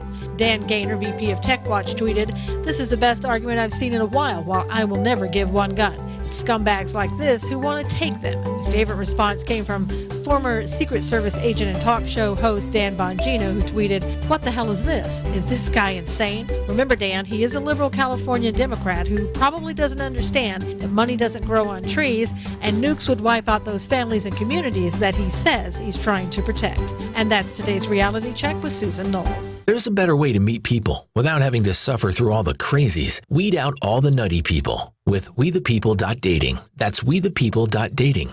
It's easy to find a liberty-minded match, and it takes less than a minute to create a free account and begin browsing through over 11 million monthly subscribers. Look, we all know the success of a relationship hinges on the core shared values of a couple. So check out wethepeople.dating. Sign up and start dating today. Wethepeople.dating. Life, liberty, and the pursuit of a partner. Speaking of pursuit of a partner, one of my old partners called me yesterday. Actually, I texted them and we exchanged texts, so it was a little accurate. Is this a work or a life partner? No, this is a work partner. Okay. This was a long-term radio partner of mine that most of this audience is going to know. Okay. A partner that was on the air with me as my partner for days. Days. Lawrence B. Jones. Oh, Lawrence. He was my partner for about a week. Yes, he was about a week. Remember that? I do remember that. Those were the days, weren't they? Those were the days. Yeah, so I texted him about our big Black Friday event. Oh, I probably shouldn't say big black event. No, I would. Marathon. It's made me uncomfortable all of a sudden. Yeah, me too, actually. And he's going to do what he can to help us promote it as well. He's lost a bunch of weight. He has, and that pisses me off. I know. Because I don't like to see the thin Lawrence B. Jones. No. Because it makes me realize how fat I am. And so when we would see each other on a regular basis and I knew he was trying to lose weight, I'd always be like, hey, buddy, look at this. You want some pizza or something? Tempting him. Just like that horse was tempting the guy. Exactly. Exactly, yep. Lawrence B. Jones is one of the good guys. He really is. He's really talented and genuinely tries to help people. He's a good guy. He's trying to help us. I'll tell people the truth about him next week. He's probably the most talented man I know. I mean, and he's tall. I'll tell you the truth about him next week. But right now, when he's trying to help promote us, he's a great guy. He's one of the best. Salt of the earth. Yes. Salt and pepper of the earth. Salt and peppery of the. Did I say in that case? In that case, it'd be salt and pepper. Oh, salt and pepper of the earth. Got it. That's better. Speaking of salt and pepper, goes great on MoJo wild rice. The wild rice for nostalgia, salt, pepper, garlic, and a little pat of butter, and you are in shape. Then you just keep amping it up from there. You want to cut up some green onions in it, or perhaps you go the sweet route and put some honey on it. Yeah, you could do that. I would omit the pepper and garlic then, but not necessarily. No, not necessarily. I think you can do honey and garlic and pepper, especially if you do their whipped honey. Check it out, MoJoWildRice.com. Get some for the holidays now. There's a lot of applications for it. A lot of times people will, for the holidays, have people over, that stay the weekend or the night or something like that. If you have relatives from out of town. And you think about dinner, make the big holiday dinner, but what about breakfast? Are you prepared for breakfast? That's a good point. And then you're like, last minute, you're like, I got to make sure we have Fruit Loops and eggs and whatever in the house or whatever. There's some really cool applications from MoJoWildRice.com. Like this, the blueberry wild rice pan bread. No way. Oh, yeah. This is really good. And here's this. You simply add milk and water, cook 20 minutes on the stovetop. You can also use this as a pancake recipe. And the nice thing is, the basis of it is that wild rice. So it's naturally gluten-free and cholesterol-free, trace minerals and vitamins. So you're getting something. Have you realized the stupidity of our breakfast foods now? Oh, yeah. Totally. I actually corrected my son the other day. He goes like this. He goes, hey, he's eating dinner. And he goes, I want to have this cookie. And I said, hey, you can have that cookie after you finish your dinner of pizza. What the hell's the difference? I want to come live at your house. Right, I said that, and I was thinking to myself, this is the stupidest thing ever. Okay, a little less sugar in the pizza, a whole lot more fat and stuff. What the hell's the difference? Go ahead, son, eat the cookie. I said it and realized that is the dumbest thing. Yeah. And then I started thinking about this. See people out to breakfast. You ever go to the IHOP? IHOP's awesome, by the way. Yes, it is. You go to the Denny's. Denny's does a fine job. Get the moons over my hammy just so you can order. I like the Grand moons Slam. over my. That's. I would prefer but you get to order the moons over my hammy. That's true too. It's just fun. Well, you can walk in and just say that and then order the Grand Slam. No, it's fun when you look at it and beam at the waitress. All right. She's like, I know, dude. Yeah. I got I've it. heard it a million times. Million times today. Just, Yeah, do you she's want so it or good, not? That's the thing. But you see, they're like, okay, eat that breakfast of sugar. Eat those pancakes with the sugar syrup all over them before you have dessert. Have you seen the pancakes now? There's nothing nutritional about these things. No. They're yummy. What we've done is we eat dessert for breakfast. Which I can't condone, but I do understand. I'm not saying it's bad. It's yummy. I'm just saying that's how ridiculous. Well, when it comes to stuff like their blueberries, wild rice, or their waffles, you get something that tastes sweet. Yep. Good, like this. Put some sugar and stuff on it. But the basis of it is that wild rice flour, and it's awesome. It's healthy for you, and it tastes great. Look for all of their great products at MoJoWildRice.com. It's MoJoWildRice.com. Get the communiques in, but first I want to introduce Dr. Thomas Connor, Hillsdale professor and author of War and Remembrance, the Story of the American Battle Monuments Commission. How are you, sir? Doing well, guys. Thanks for having me on with you. Thanks for getting up early for us today. I really appreciate it. Tell us about your book. Well, it's a pretty straightforward history of an agency of the government that was created 5 years after World War I ended to create and maintain overseas war memorials, cemeteries, and monuments. First to the First World War, and then their work continued after the Second World War as well. And they're still in existence? Absolutely. Have they Absolutely. And would they oversee all of like the new memorials on the mall in Washington D.C., for example? It's interesting. Their mission is overseas, principally the sites, the cemeteries, and the monuments that they actually maintain in an ongoing way are all outside of the country. But as it happened, the ABMC, as it's called, built the World War II memorial on the mall, but the minute that monument was dedicated, they built it because they were good at building war memorials. They knew how to do it. But once that monument was dedicated on Memorial Day 2004, it immediately came under the custody of the Park Service. Same with the Korean Veterans Memorial on the mall as well. The ABMC built it, but the Park Service now maintains it. Well, I don't think a lot of people, and because I've never really considered the fact that we have war memorials for our fallen soldiers not in this country. It's just, it's not something you think about. And the fact of the matter is they have to be maintained, taken care of. Yeah, it's been a real privilege for me. I've had a chance to visit most of the overseas cemeteries, and if you don't get a chance to do that, it's very easy not to know that they're there. So, but it's a powerful ongoing message that the sites are designed to convey, and that's one of the reasons why I wrote the book, just to try to get the story out there a little better. I had an opportunity to go to northern France to the from the D-Day invasion, the beaches there, and ended up over at, I don't know if there are multiple cemeteries there. I was at one of them, and I say that because we got lost. But when I was there, it is, you have an understanding of the significance of it before you get there and see it. But still, when you see it, there's just something about it. It triggers. And then one of the things, and Doctor, it is so simple and so basic, but the thing that caught me, that really choked me up, was these kids never went home.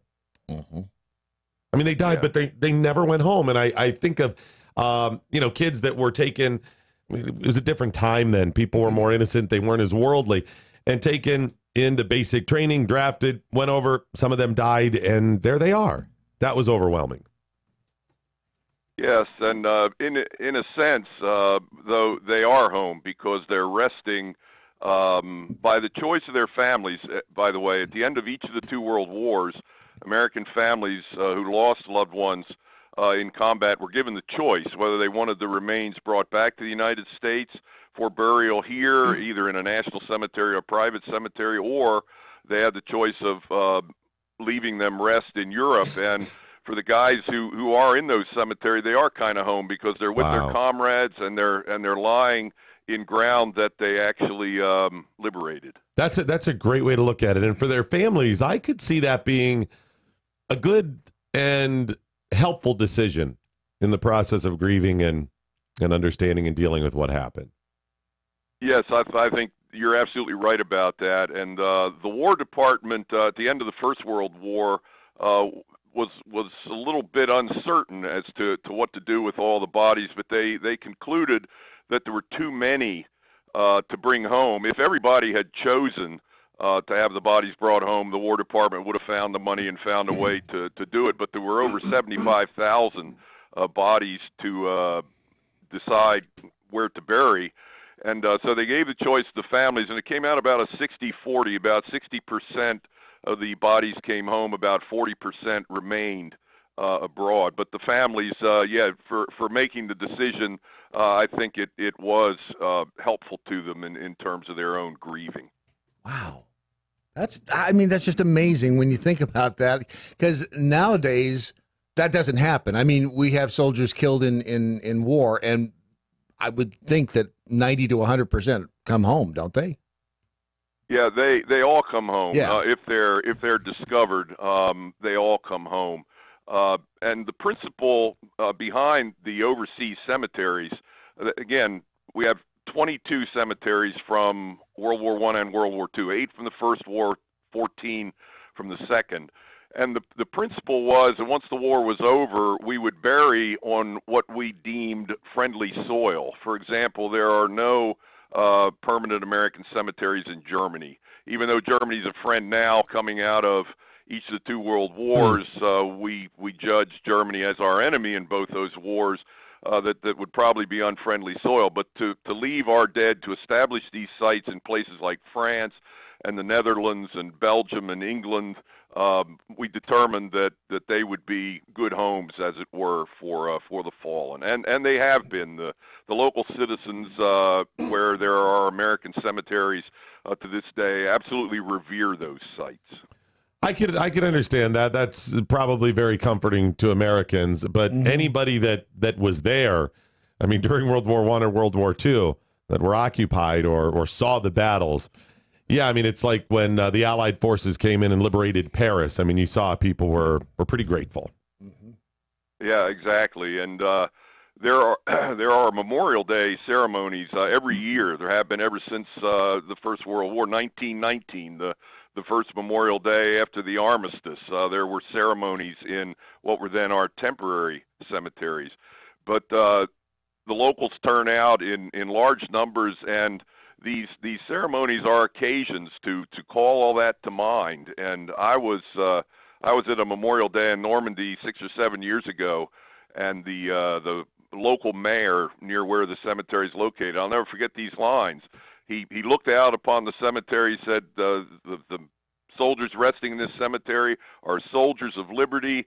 There are liberators. France will never forget them. And that's not exactly the image that many Americans have of Frenchmen nursing gratitude, but certainly on ceremonial occasions, that gratitude is expressed.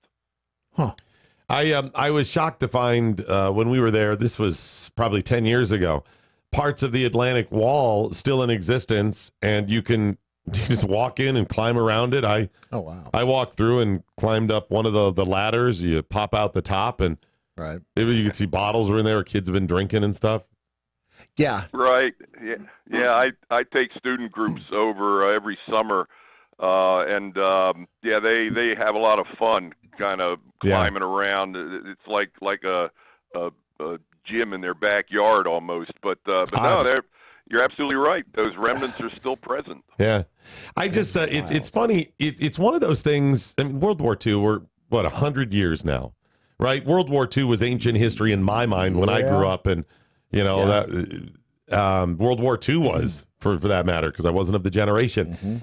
This is one of those, if you forget history, you're doomed to repeat it. Yeah. Things. The only way those, even memorials, I think, Doctor, get their true significance is if you educate. It's not just, hey, people died. You have to tell all of those tales. Yeah, that's so true. And yeah, we're coming up on the 75th anniversary next June of D-Day, and there'll be a big international ceremony then. I'm sure the president will be there, and we just passed the 100th of the First World War. But you're right. I think remembrance springs from awareness, first of all, of what actually happened, what the soldiers did, and not just awareness of their deeds, but why those deeds were significant. I mean, the soldiers who died for us in the First and Second World War died defending freedom, at least as we understood the cause at the time. And if people are unaware of that, of course they're not going to remember them. They might honor them in some superficial way, but it is very important to understand what was at issue in the wars, and that people were oftentimes drafted, plucked from their families, plucked from their careers and whatnot. Oftentimes they volunteered. They went thousands of miles away from home and died, essentially to liberate people that they were never going to get to know. But they did it because they valued freedom and because we deemed the cause worth sacrificing for. Well, it's funny. I think unless you stop and learn their numbers, it's, you hear 10,000 people died or 20,000 or whatever the number is. I use this example. If I am on the air tomorrow and I say, do you realize how many pets, for example, end up being exterminated because they don't have homes, whatever? People go, oh, that's horrible. Right. But if I tell you about one dog in particular, and I say, here's this little fluffy dog, we'll get 100 calls, people wanting to adopt it. But if I say so many are exterminated every year, would you adopt a pet? No. And it's because it doesn't have that connection. You're not getting the true story. Each one of those people that died, each one of those people that were injured is a human being with a family and an entire story, an entire life aside from war. And then in the war, everything they went through and the struggles and trials and tribulations. It's amazing. Yeah, that's so true. And the ongoing work of the American Battle Monuments Commission is largely devoted to bringing an individual identity to as many of the guys who rest under those marble headstones that you saw in Normandy, giving them an identity precisely so that people can feel the weight of that loss. I mean, every one of those headstones, there are 9,300 buried in Normandy. There are 125,000 with individual graves in all the 22 World War I and World War II cemeteries. And every one of those headstones is above the remains of a young life that was cut short. And it's a big story to tell, but to the degree that the stories can be made personal, I think it will enable us generations later to connect and feel the weight of their sacrifice all the more. Well, we really appreciate the book and you joining us today. And what I'll do is I'll post a link to the book so people can find it. It's Thomas Connor, author of War and Remembrance, the Story of the American Battle Monuments Commission. Thank you, sir. Appreciate it. Thank you. It was a pleasure to talk with you. Have a great day. You were talking about climbing around the Atlantic Wall. And if you think about that, the physical stuff remains of the war. The only thing that's different between now and that's weird. Okay. All right. That was weird. The only thing that's different between now and when the war was happening are the people who were in charge. The ideals, the ideals that they espoused, but it was the people in charge at that time. That's the only difference. The physical stuff still the same. Yeah, you think it's some of the same ideas the people are preaching socialism. That's my point. It's that's the only difference. Is the It'll ideals. be different this time, though. Socialism will be different this time, Brad. I just don't understand. It's fun. That is so weird. What is going on there? I don't know. Some sort of glitch. Must be a power failure in here, I think. Maybe it's only in our Stand ears. still. I was trying to say, I don't hear anything. Guys. What's going on? It's the voices in my head, Ron! We keep hearing a power glitch in here, regardless. When you're at those cemeteries like in Normandy, and for those of you who've been to Arlington too, you can just stand and look at those rows for unusual amounts of time. Yeah. And each, like you said, each one of those is a story. Each one of those headstones, it's not just a piece of rock. It's a story. My wife and I are there, and again, it's just rows of headstones. I mean, it's a story. You're right, but unless you know or read each one of them, and we just stood there and looked, and looked and looked. It's incredible. You can get very emotional over it if you just stand there and allow it to all sink in. They take it pretty serious though, the local people, whatever, and he's right about that. My wife and I were chastised for sitting on a wall, like leaning against a half wall, nowhere near any of the headstones. There's like a building, it's kind of a welcome center or something. You gather information outside of it, the area we were, and there's a little half wall. Not, anywhere. Not near the graves. Not near the graves, anything that you would think is troubling. And we just, kind of leaned against it where you kind of rest one cheek on it there and we're gathering our plans or whatever. And they came out and they're like, sir, you have to. And I was like, okay, I get it. I mean, I listen, I would no one looks at that where we were and goes, wow, come on, dude. Right. No, right. But I would rather him do that than not. I told my son, Tiger, who's 16 now, this is a few years ago, we were going to see the World War II museum or memorial in D.C. Have you seen that on the mall? Yeah. It's amazing with all the states. Pretty powerful. And I told him as we were getting close, I'm like, this is a memorial. This isn't, and we got there and it was a busy, warm summer evening. So there are a lot of people and the kids just running around and climbing on the stones and jumping.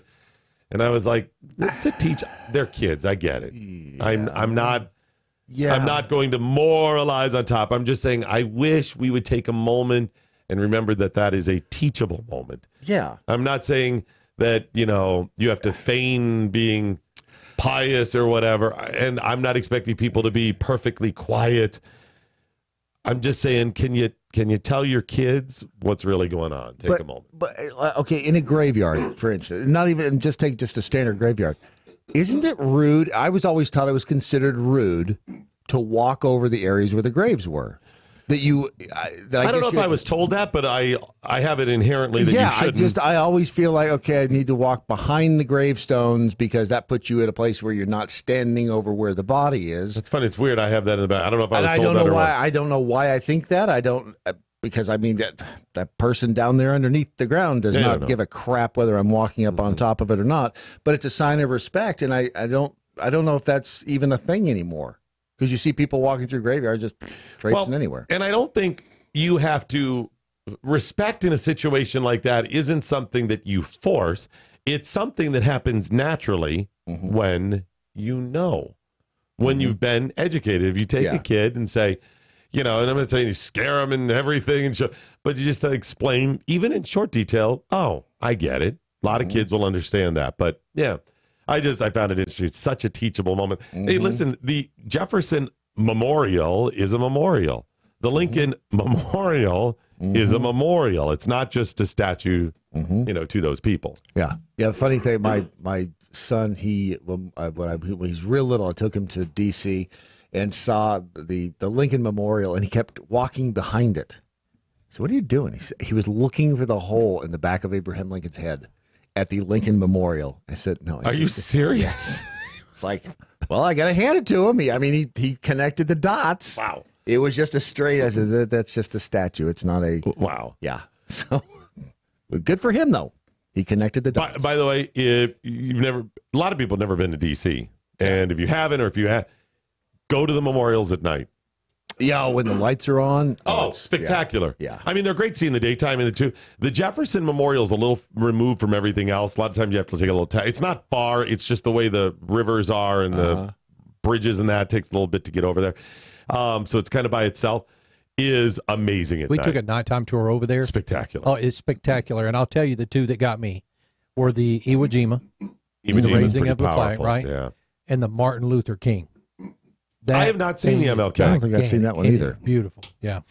Yeah. I probably shouldn't even say this, but the fact that in these other wars, World War I, World War II, we've got American soldiers buried in other, and I started thinking, You don't see that in this country. Well, it's because we haven't had wars fought in this country. That's a great point, yeah. But I started thinking it was a blonde moment on my part. And they're buried here. Yeah, but yes, that was it. And I thought, huh. But you just don't see that. I mean, how weird would that be if we, you have an entire cemetery where just for Japanese are buried. Well, and that's what in this country pisses me and a lot of other people off is the disrespect to America and the constant haranguing of America, telling Americans how insensitive and all this stuff when Americans have shed a whole lot of blood for other countries. Not just in those wars, other battles, wars, sacrificed a lot in other ways. And we need more and whatever. You should be doing more. Yeah. You know what? That seems a little ungrateful. Yeah. Or telling Americans how you're racist and all this stuff, and you don't. Yeah. Seriously? David in the MeWe chat room says we consider almost 40,000 were dead on the Normandy beachheads alone.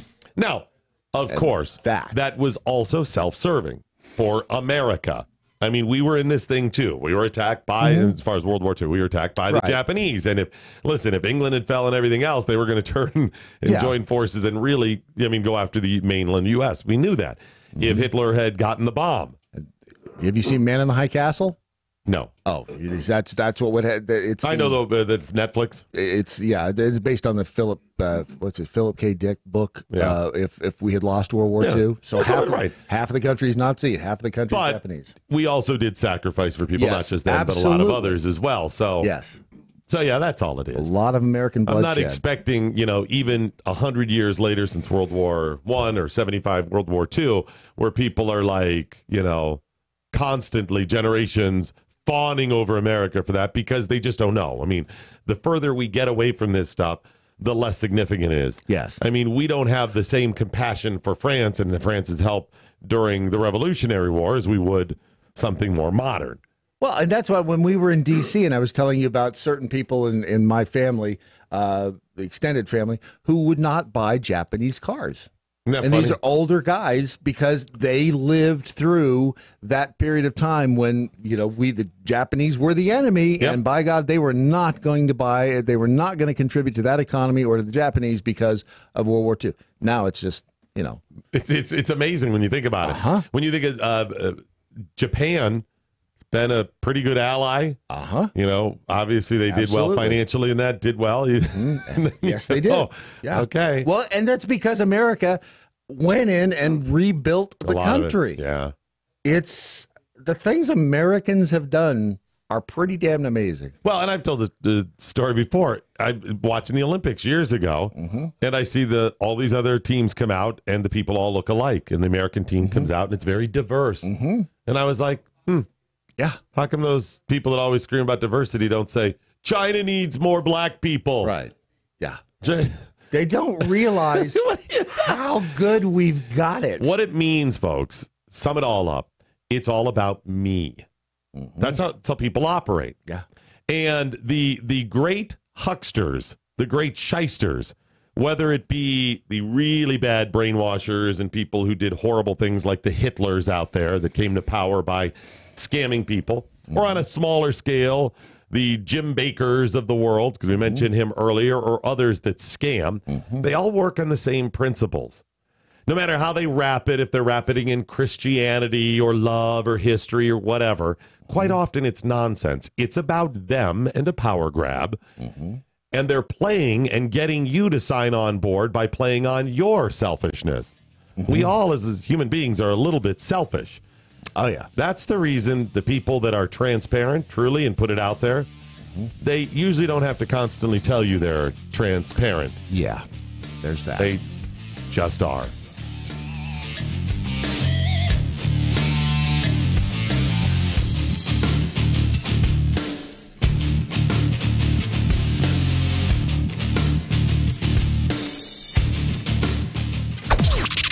This is the seditious, rabble-rousing, liberty-loving, home of fun, entertaining, and compelling talk. MoJo 50. News this hour from townhall.com. I'm Rich Thomason. A setback for President Trump's efforts to secure the southern border against a flood of illegal immigrants. Federal judge issuing a temporary restraining order. It blocks the administration from denying asylum to those who cross the southern border illegally between official ports of entry. 4 people are dead, including the gunman, in yesterday's shooting at a hospital on Chicago's South Side. A gunman opened fire in the parking lot of Chicago's Mercy Hospital, killing a woman before he ran inside and began shooting again. Police Superintendent Eddie Johnson says a police officer just off rookie probation and his partner responded to the call. They did what the heroic officers always do. They ran towards that gunfire. The young officer, one of those killed in a shootout inside the hospital. Mayor Rahm Emanuel. This tears at the soul of our city. It is the face and the consequence of evil. The slain officer, Samuel Jimenez, joined the police department in February of last year.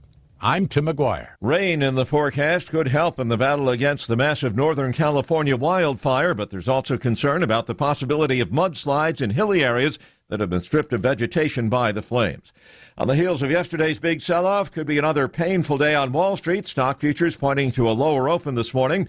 Analyst Sam Stovall says that while the market has been volatile lately, it may not be as erratic as it seems. I think it feels more volatile than it really is because we just haven't been used to this. At the same time, the fourth quarter of midterm election years traditionally sees more volatility than the non-midterm election year fourth quarters. So that, too, is playing into it. Dow futures are down 172 points. NASDAQ futures off 73. S&P futures 20 points lower. More on these stories at townhall.com. Dating today with all the crazies out there has to be nuts. Yes, it really would. Wouldn't it be nice if there was a place you could go to find people who think like you do? Like me, like libertarians and conservatives? Right? There is. WeThePeople.dating. Amazing. What a genius idea. This is a site that you can go to if you're single and you are looking for somebody who you know you're going to think the same way, as for, from a political freedom standpoint. If you want to date the right person for you, you'll find them in one place. WeThePeople.dating. Hey, it's Doc Thompson. Got the new show on MoJo 5-0 coming up. Hopefully you'll join us for that. And as a regular feature, my good friend, my life partner, Chef Patrick Mosier. I mean that in a food sort of way. I would hope so. Yeah. You'll be joining us on the broadcast as well? Absolutely. Every day that you ask me to. Talking food and business and prostitutes, right? Because you're the food biz pro, and that's what the pro's for. It's all about cocaine and hookers. It's all about cocaine and hookers until somebody gets arrested. And then it's about the legal system. And, well, you get the point. We'll be talking food and food trends and business. And, of course, we'll be spotlighting business, as I always have on my broadcast. But Chef Patrick Mosier will join us, and he has his own platform starting soon on Spoonie Radio. Spoonie Radio, 24-hour food talk radio. Can you really talk about food for 24 hours a day? I could, but even I don't want to listen to myself talk about food for 24 hours. So we will have... Somebody will. Someone will be on the air 24 hours a day talking food, fun, travel, culture, and more than anything, food.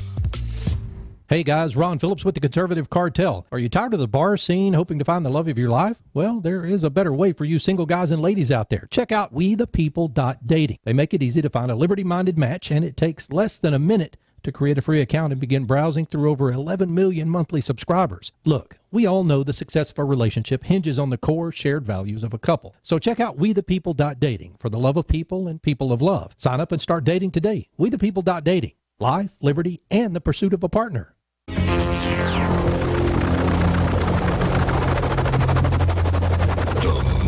Ship has landed. And lots of people getting communiques to us, and we will share some of those communiques with you now. Sarah, the original Jackhole. Yes, Sarah, you're right. Man in the High Castle. So good, and it's on Amazon. It's not Netflix. It is Amazon. Oh, okay. Fabulous. The first season based on the book, and the second. I've seen it look good, and then I was like, really, really good. It's a thinking man show. Well, it was one of those. I was like, should I start watching? I was like, I may have to be in the right frame of mind for this one.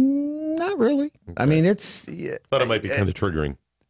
No, I don't think it's triggering. I don't. It all depends on. You probably just have to be in the right frame of mind. That's what I was thinking. Kathy Hart Childs over on the Facebook says, go to Gettysburg. The cemetery there has our soldiers buried, and a great testament to our fight to free the slaves and preserve the Union. And it wasn't so much, and I understand we have those cemeteries, and they are amazing to visit. It was just the thought that we are the only country really without foreigners. Without foreigners buried here on our soil. Have you ever been to Gettysburg? I've not. I don't know how to get there. Perhaps if someone could give me the address to Gettysburg. Maybe I could. Yeah, see? Too soon? Because it was too soon. The Gettysburg Address. Right, yes. It was a speech. Yes. I hate it when mom and dad fight, says Arlington is powerful imagery, and the tomb of the unknown soldier exchanging of the exchanging of the guard is a must-see. Isn't there all of these different like the guard Tomb of the unknown soldier. Of the unknown soldier. Are they not supposed to speak? Is it's some weird ritual? Well, they're dead. Not the soldier, the guard. Oh. Yeah, the guard. Yeah, they don't. The guards don't speak there. No. They don't speak, but don't they live like in solitude also? Oh, no, or is that just an urban legend? That's an urban legend. No, they're very tight with their rules. They're hermits, but they're not hermits. No. Well, it's one of those things. Well, when they're in uniform and they're now there may be a period of time like when a new tomb guard starts, right? That they tell them that you can't talk because you're going to be studying all the time, right? That may be the case. Okay. But those guys, man, they are tight. They are. Good for them. Buckingham Palace ain't got nothing on them. Let's see. Oh, and Liberty Hoosier J said, it's a lot like going to Pearl Harbor, except the Japanese sympathizing in the presentation, because according to the government, now our embargo against Japan forced them to attack us. Of course. It is strange. Of course. You take history, you rewrite history. Those in charge of history control the future. That is true. Have you been to, you've been to Hawaii. Have you been to Honolulu? I've been to Pearl Harbor. It is very solemn. It's somber. It is amazing. And when you stand over that ship, it is. Yeah, I never got it because all the pictures I would see of the Arizona Memorial, you see that floating memorial, and I never even realized that it's actually fully floating. You have to get over to it. It's not attached to the dock. I'm not sure it's floating. Well, I say floating. I mean it's on water. Yeah, the boat. It's but over the ship. It intersects. It goes. It doesn't run parallel. Over. Crosses. Yes, right. Yeah. I never got unless you really look at. I mean, when I was growing up, I couldn't get on the internet and just see. I saw some random pictures. Yep. And you can find it now and see how it's positioned. Pretty interesting. But the thing that got me, and I was there in 2000. I mean, that's still a long time after the war. Still oil comes up from it. Still there. Whoa! I was there a year or two ago, and it's still just. You'll see just that little oil sheen every so often on it. It is. Tripped me out. Yeah. I'm like, if that ever stops, they need to keep like just dropping some in there. Yeah. So Put some more in. It is power. You're like, wow, that's something so simple. And one day it will stop, but or maybe it won't. Who knows? Yeah, that's it's a powerful one as well. If you get a chance, that's pretty. They warn you that one too, because you go and you watch a little movie, they give you a presentation, and they take you over, and they're like, "Listen, y'all, it's a memorial." Yes, it's somber, proper. I think they even tell you proper attire too. I don't know how they strict. I remember something about it, but I kind of remember that because I mean, you got all kinds of people wearing shorts and flip flops and everything else. Yeah, I don't remember exactly how strict, but I remember they mentioned it. And now, the totally acceptable racist joke of the day. Why do white people drive with their windows up? I don't know. Why do white people drive with their windows up? Because they think the smell is coming from outside. This has been the totally acceptable racist joke of the day. So you drive. Wow. It's my goal with this just to get Brad. Sometimes the jokes are just for Brad. See, they roll up the windows because they think the smell's coming from outside. Yes. They're like, roll them up. It stinks. Yeah. But the smell's really them because those white people stink. That's how it is. Exactly. Yes. That's why it's acceptable. That's why it's acceptable. We are just days away from your Thanksgiving holiday. So today's Tuesday, there'll be Thursday, and then, of course, Black Friday. And we're fully in the holiday season. Sorry, Friday of Color. Then we're fully in the holiday season. And, of course, along with everything else the holidays bring, they usually bring a significant amount of weight gain if you're like me. You can still eat throughout the holiday season, enjoy all the foods you love, and lose weight. And it's not some gimmick. It's not some, you can only have one little, that's it. That's all you can have. It's the sport eating that gets you. It's none of that. It's a product called Riduzone that's based on something natural that's found in nature. Your body makes it, and it's called OEA. That's the abbreviated name for the molecule. It's found in the Mediterranean diet. It's in olive oil. And researchers, University of California, found out that it had a property that made people feel fuller. Lots of little things in food and nutrients that have effects on it. And this one, they said, we believe this makes people feel fuller. Right. And they said, what if in concentrated amounts, what would it do? And it said, wow, it actually keeps you from overeating. Makes sense. You will eat less. Makes sense. An added bonus they found out, it actually burns more. It boosts your metabolism a little bit. They said this would make a great weight loss system. So they put the product together, never took it to market. And the great folks at Riduzone, before it was a company, said, we can take this to market. And they did. And they got the patents and everything else. What you need to know is it works. It's going to help burn more calories, and it's going to make you feel fuller. So you take your Riduzone, go about your holiday experience. And when you go to dinner, you'll eat, but probably eat a little bit less. Yes. You'll burn some more calories. That little extra thing you need. Oh, yeah. I feel confident that you will likely not only not gain the same amount of weight you would have gained, you'll lose weight. Yeah, I mean, again, your head has to be in the right place. You have to be ready to lose weight. You have to be ready to make the commitment. There's no such thing as a magic pill. Yeah, exactly. I mean, there's still some work on you. You can't just say, good, I can stop moving. Right. No. Give it the commitment. Go out there and walk a little bit, do that, but take Riduzone, and it is going to help. Riduzone, RIDU zone.com, Riduzone.com. So, of course, we've been promoting Black Friday, lots of interesting things. The businesses that are going to be calling us up, a lot of them are also going to have Black Friday deals. That's you got to get your Black Friday deals, right? They'll have specials and whatnot. And if you want to find out about them on Black Friday, you can go through all the social media accounts. On Twitter, we'll use the hashtag Building America Marathon. On Facebook, we'll put it just underneath the videos. MeWe will just start a thread or put it on our page as well, MeWe.com. So it'll be out there in all of those places. So there'll be those deals you can go back through and find out about as well. Walmart is selling something interesting for the holidays, and there's a lot of people not happy about it. Is it a miniature horse? It is not. Okay. They are selling holiday lights that are made of shotgun shells. Oh, yeah. I love those. I gave our friend Dana Lash her first set, by the way. Oh, shotgun shells? Shotgun shell lights. Okay. Yeah. I was, mine wandered there for a moment. Different story, yeah. Yeah, they're not happy about it. And people really started bitching when they stumbled across these right after the Thousand Oaks shooting massacre. Shotgun shells. There's shotgun shells. They're not real shotgun shells. They're lights that look like shotgun shells. Yes, that's the other part about it. But there's still theme.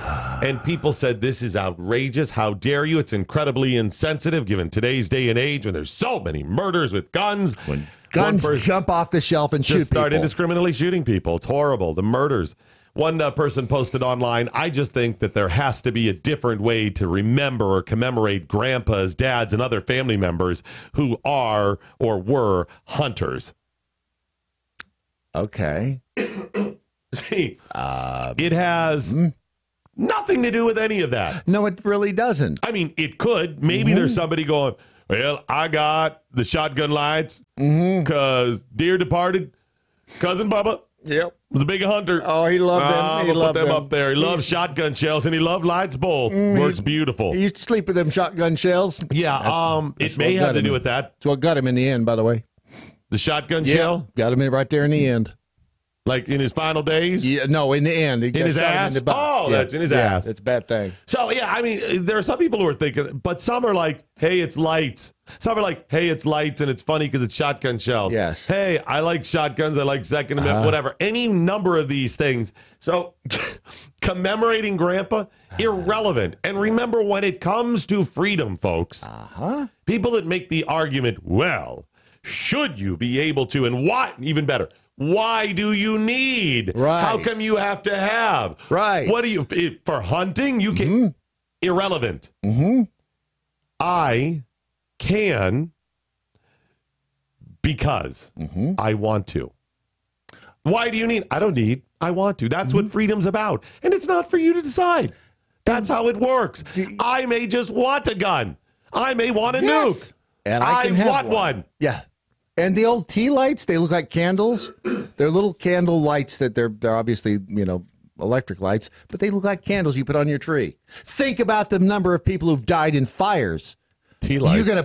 You're gonna put candles on your tree. Are they real candles? No. Oh. They're electric light. They look like candles. But think of all the people who've died in fire, and you're going to put fire things. Insensitive. Oh, man. That's right. How dare you? Somebody may see that and get triggered. You're right, Brett. Much sense. All of that. How about lights in general? Nobody's ever been electrocuted. Nobody's ever been. Right. Of course they have. I want, and as long as I'm not bothering anybody else, what if? What if somebody does something with it? Okay, then, are you ready for this? Here it is. Punish them. Wow, that is so weird. That is, yeah, that's edgy. That's edgy right there.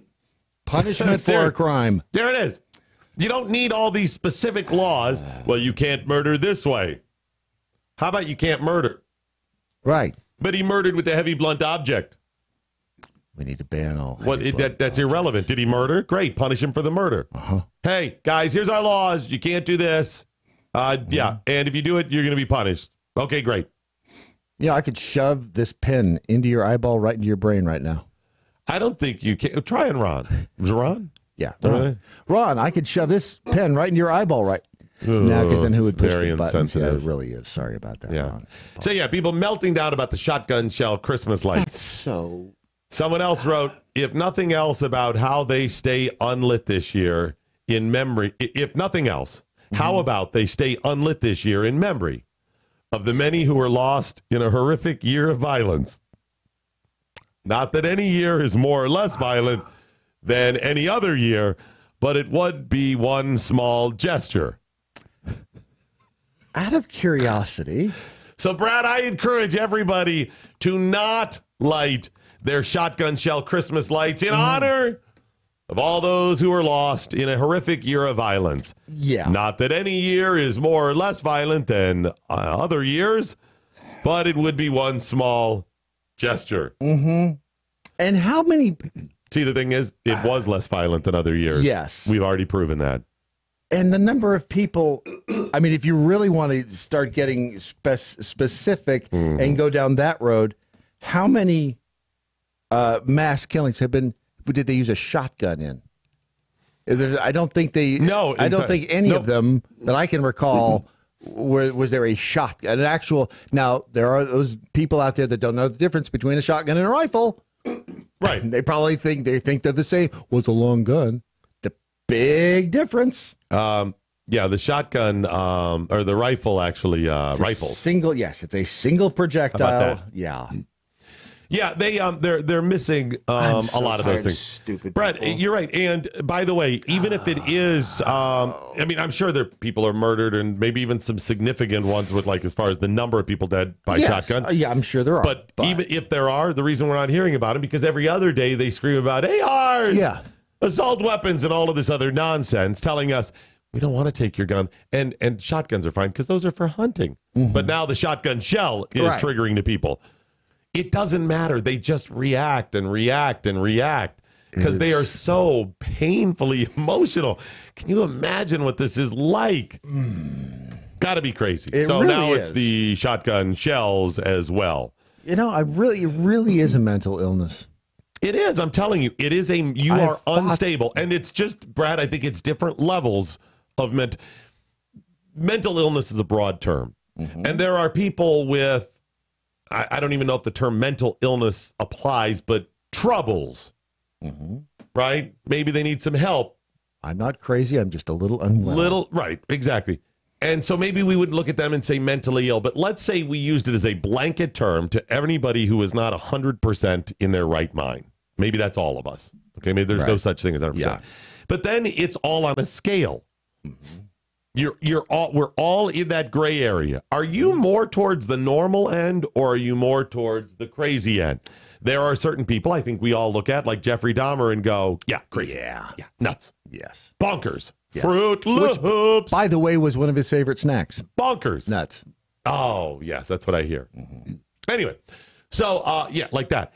But then there are people like this. If you're writing, if you think that, first of all, you took one step toward the left away from full sanity. Yes. So let's assume everybody starts with full sanity. And Jeffrey Dahmer, you're like, you cut up people and ate them. Whoop! All the way to the left. Done. Done. Next. If you are somebody that you go, shotgun shell Christmas lights, little upsetting. Whoop. Yeah. One notch. Yes. If you then continue to think about those, because they're another step to the left, then you say, I'm so upset by this. I'm going to post on social media about it. 2 major steps to the left. Yeah. If you begin to equate this then with people being murdered, and that maybe it needs to be a memorial and we should stop this, congratulations, you crossed the 50% mark into yes, you did. mental illness. You need help. That's where you're at with this thing. Yeah. That's how we have to start looking at it. Maybe there isn't just sane or crazy. It's all on that chart. And this is the realm of, okay, whether you need a little antidepressant with it, you need a little help, self-help book, something like that, great. A little counseling. But you're in this, okay, all right, great. Yeah. If you're writing crap like this, yes, you're not okay. And we need to start telling people that. It's as nuts as a Gen Y conservative. Do you know how many Christmas trees start on fire from regular lights? That's incredibly insensitive to those in California in the wildfires. Thank you. You're right. What about that? So we should just, it's nutty is what it is. By the way, I have a caravan update for you. Oh, there's more. We touched on it yesterday. But first, I want to remind you to save your heart. I mean, I'm sure you're walking around and forgetting to save your heart. Right. I mean, if you've thrown your heart out in the past, you realize what a mistake it was when you're like, I'm dying right this second. And you grab it back Save out. it. Yeah. Save your heart. And there's a simple way to save your heart. Go to if they only could get the website. SaveYourSpleen. No, I think it's save your heart. Save your heart. That makes a lot more sense. It really You're right. does. That's amazing. Let's say you've got heart rickets. Oh, heart rickets are bad. Not as bad as spleen rickets, but pretty close. But heart rickets. Yes, heart rickets really, really bad. Save your heart by going to SaveYourHeart.com. Seriously, heart disease is one of the chief killers in America. It kills a whole lot of people. And it's because, hey, feels okay, everything's you don't good. Think about it. As long as your heart is beating in your chest, you don't notice. It's plumbing in your house. It's just supposed to work. Yes. And often, unlike, an arm, a leg, you're like, I'm getting a little pain or something, a stiffness or something like that. You usually don't know there's a problem with your heart until there's a significant problem with your heart. Yeah. But lots of us have the beginning stages of heart disease. Lots of us already have heart disease. You can prevent heart disease. You can help treat heart disease by going to SaveYourHeart.com. SaveYourHeart.com, or there's a phone number. It's 800-77-HEART. And this works on the Pauling's Essential Formula. It is a combination of botanicals and supplements that are going to help you stave off heart disease or treat your heart disease. It's prevention and treatment, the 1-2 punch. Your heart is a muscle. And if you've got to take care of it. And if you are leading the perfect lifestyle, and here's the funny thing, even if you are leading the perfect lifestyle, remember Jim Fixx, the runner, picture of health? Keeled over, dead, heart Sounds problem. made up. No, Jim Fixx. I had to look it up. And the thing is, especially if you have a history of heart disease in your family, that means you're more inclined to get heart disease. Do something about it. Be proactive. See, my dad had an amazingly strong heart. My mom's family heart disease. So you've got 1 foot in the grave. Yeah. So you should take at least half measures. It's a good idea. See? I'll go to Save You.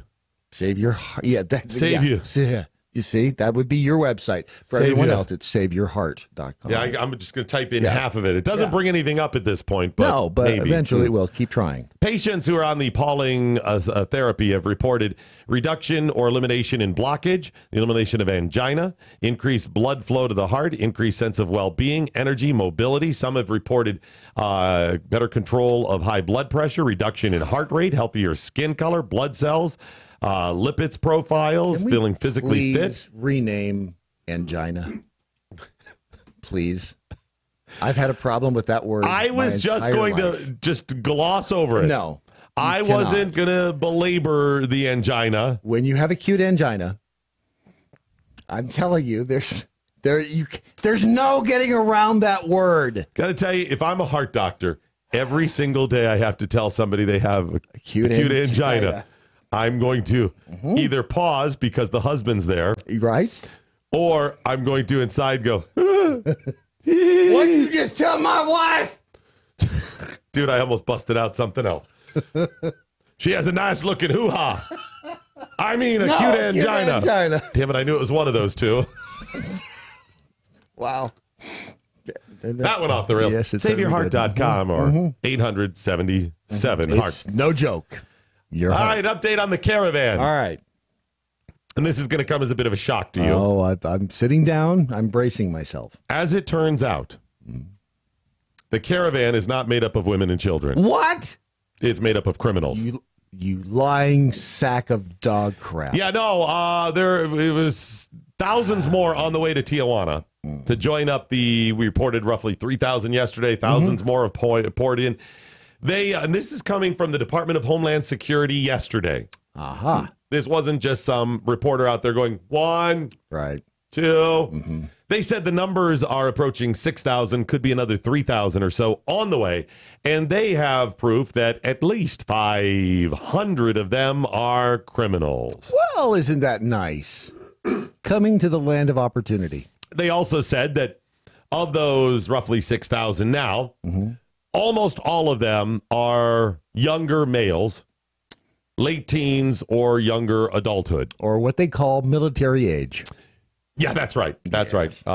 Terrorist age. Yes. Traditional terrorist. And the few women and children that are out there, again, coming from the Department of Homeland Security, have been pushed to the front of the mobs for the purposes of marketing the caravan to a sympathetic media. You are so cynical. So cynical. Is that incredible? It's not surprising at all. So if you're talking at least 500 and the numbers encroaching 6,000, you're talking 8 to 10% of them that they can prove that they know are criminals. And didn't the court in San Francisco just they threw up a roadblock to the president's the blockade, basically trying to slow down the influx of the people in at that point. Some of those people in the caravan have climbed fences and torn down other parts of it. Well, isn't that nice? And they still play the look at the women and children game. They just want a better way of life. We told you this was bogus from day one, from the beginning, that something isn't right with it. Yeah. We know that. And here we are, once again. Where is that sympathetic media, the CNN, the MSNBC? If you really want good things and help people, because remember, folks, if they really wanted to help some of those people who truly just want a better way of life, absolutely, maybe manipulated through this process, those people are not being helped the same way because of those criminals. If, for example, they had conversations with us and willing to find common ground, we could actually help more people as opposed to standing against one another. By the way, of those people that came there, they can only process at the Tijuana port of entry about 100 people a day, asylum seekers, which is a pretty significant number. Think about that. It's going to take hours to process somebody. So you got a dozen workers. It's about 100 a day. That's significant. Well, how long does it take you to get through 6,000 with another 3,000 or 4,000 coming? They told some of them it's going to take 6 months. And one guy said, who's 20, who came there with his wife and kid, said, we don't have the money to stay in Tijuana and, for months. You know how much donkey shows are? Right, exactly. That alone is going to bankrupt me.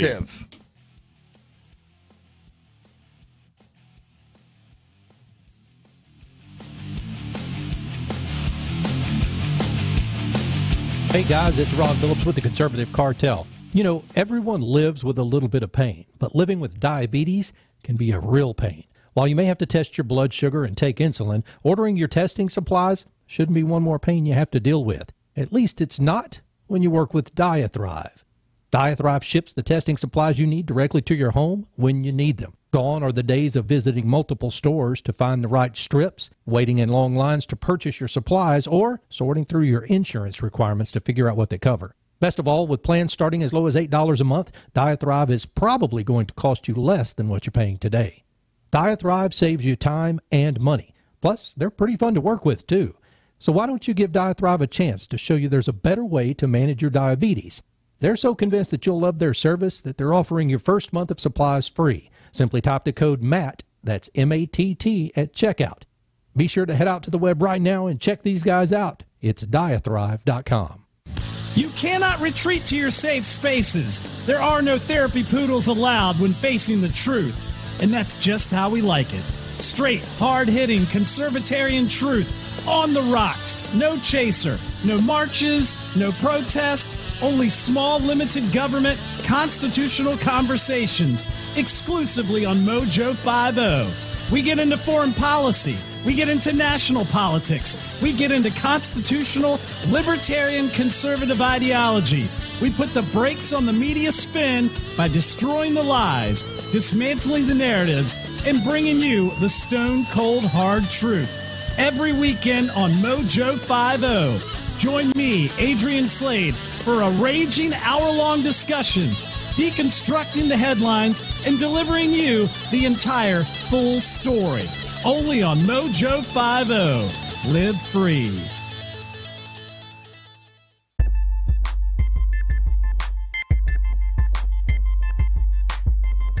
Now I need your help with one here. This is one that I believe Matlock. Yeah, he works with us now. Matlock? Yes. He works with us. Yes. Following our broadcast, Matlock and the Conservative Cartel will be on the air everywhere. He mentioned something yesterday, and I liked his take on it, but I need your help with this. There is a representative-elect by the name of Ilhan Omar. She is from Minnesota. She was elected, and she happens to be Muslim. She's the first Muslim woman ever elected to Congress. Does that seem odd to you? That seems a little odd. Well, we've already had Keith Ellison, yeah, the Muslim elected. I mean, that's not like I think there's been a lot, but no, there haven't been a lot. But it was odd because he put his hand on the Quran when he was sworn in. Yeah, interesting. It's odd. It's just odd. Yes. Okay. Well, the Democrats in the House of Representatives, because they will officially be in charge in another few weeks, first of the year, and they get sworn in. They'll have. Yeah, their party will have control, and they're going to change a bunch of rules and regulations, one that may affect her. Here's how this happens.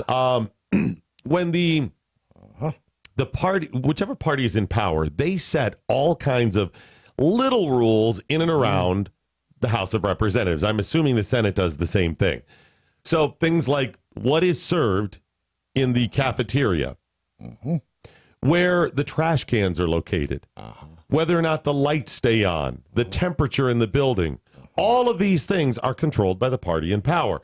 Now, there are some agreements that they've reached in years past.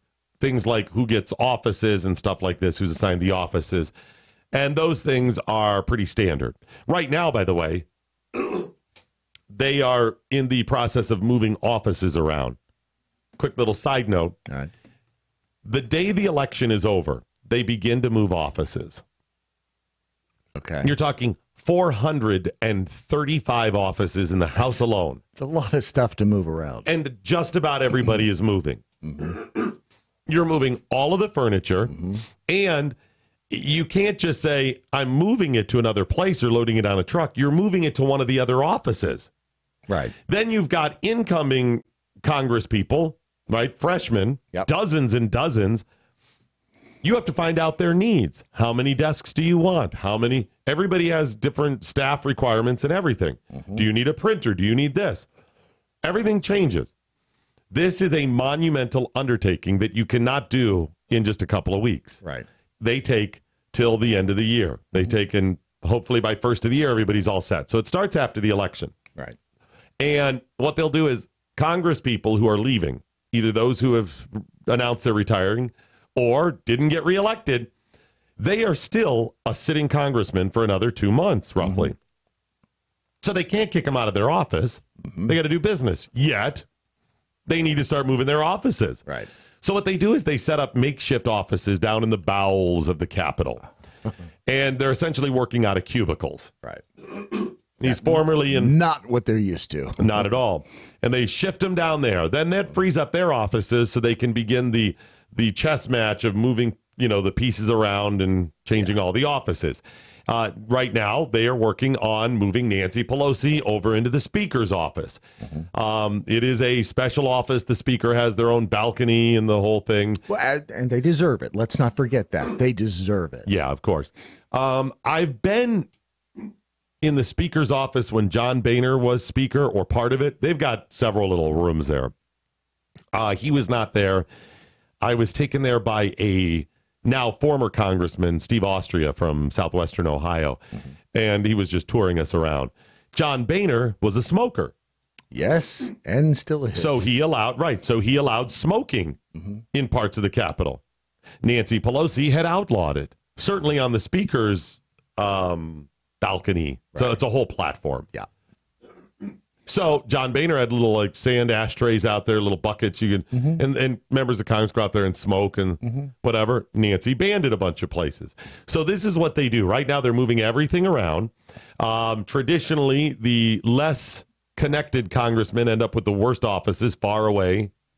If you're better connected, you get a better office. The longer you're there, they shift you up. Everybody moves up a chair, an office, better accommodations. They make fifth graders look very mature. Right, that's exactly it. Yes, they do. So they make all these rules, and there is a bunch of rules that they are automatically changing. Some of them, Nancy doesn't even have to officially tell them. They just start doing it. They know it's a bunch of progressive stuff. One of the big things is what they can serve in the cafeteria, no trans fats and things like this.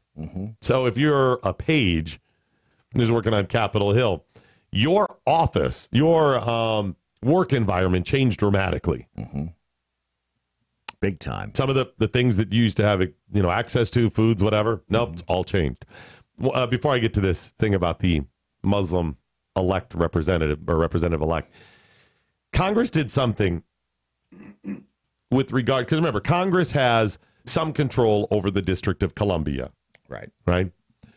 There is a council, sure, but Congress sets up and is in charge of setting up certain things and regulating certain things. When you take cabs in Washington, D.C., it's done by zones. So you pay more when you go from one zone to the other. Right. If you stay within your zone 1, 2, 3, or whatever, you pay less. But as soon as you cross a zone, your price goes up. Even if it's 4 feet. Right. You cross that zone, the price is more. It's just how it happens. Sure. And I don't know if this is common for other cities or what, that it just costs you more. It's not just the distance. Congress set up the zones, so if I'm not mistaken, Zone 1 is the Capitol. Right. And everything spirals out from the Capitol, meaning that they live and work in close proximity. So they get cheap cab rides. That's weird. It's not gridded off. And if you're somebody that's driving in or across, you may cross 4 zones just to get to work. Right. Congress does not. No. That wouldn't be And they even know where the zones end and stop and start. Because sometimes they're like, no, let me off right here at this corner. Because if they just simply cross the street on their own, then it saves them the zone. But that's how they set this up. These are the rules and regulations that they set up to take care of themselves. So Nancy's coming in. They've got some new things they want to change. And there is a 181-year-old ban on headwear on the floor of the House of Representatives. This new representative-elect, Omar, she wears a hijab. She says that she wears it by her choice. She said, no one puts a scarf on my head but me. She said she is not asking for the ban to be, lifted. Others are doing this, and good for her. That's fine. Okay. I put in a request for an interview from her. I have not heard back from people. I got a blanket form. Thank you for contacting us. Don't do it again. We'll be in contact should we want to hear from you. And I wrote that I would like to interview her. I want to know more about this. I want to know what's going on. Right. And I think this is an opportunity for common ground. I would interview Nancy or whoever about this. I told them, like I always tell them, we'll treat you with respect. We're going to challenge you on stuff. Don't get me wrong. But it won't be an unpleasant experience. Right. I'll challenge you, but we'll be civil. It might be unpleasant in that you have to tell the truth, or we expect that part's true. But But we'll be civil. We'll challenge you on those ideas, and we'll probably give you the business a little bit, but it'll be civil. But I wanted her to know that this is an opportunity for common ground. The Democrats, you know what? I do think she should be able to wear her headwear, whatever she wants. I could make the argument that in a free society, you should be able to wear whatever the hell you want into Congress. Yeah. If you're a representative representing people of your district, right? If those people of your district say we're fine with him wearing, red war paint and a swastika, whatever, so be it. That's freedom. I can make that solid argument. I get, however, if you say, and I won't fight you on it because I'm not that passionate about it, about saying, well, there needs to be some limitation, whatever. Okay, fine. But shouldn't there at least in that case be an exception for something that has to do with somebody's faith? Yeah, I mean, as a Jew, could you wear your yarmulke? I think you can, can't you? I don't know. I would have thought we would have heard by now if you couldn't. The Jewish members, I don't know those that are Orthodox if they have. Maybe they have, but maybe there have been exceptions there. Why was there a ban on headwear to begin with? I have no idea. To keep people from wearing like ball caps on the floor? Well, no, this is 181 years ago, so probably just hats. It might be just cultural that it was disrespectful to wear a hat indoors. Maybe. Men wore hats. You didn't wear a hat indoors, and that was the case for centuries, right? Probably. Yeah. Right? I mean, all throughout the 18th and 1900s, right? You take your hat off when they play the national anthem, that sort of thing at games. And we've lost some of that. People wear hats all over indoors now. You're wearing a hat right now.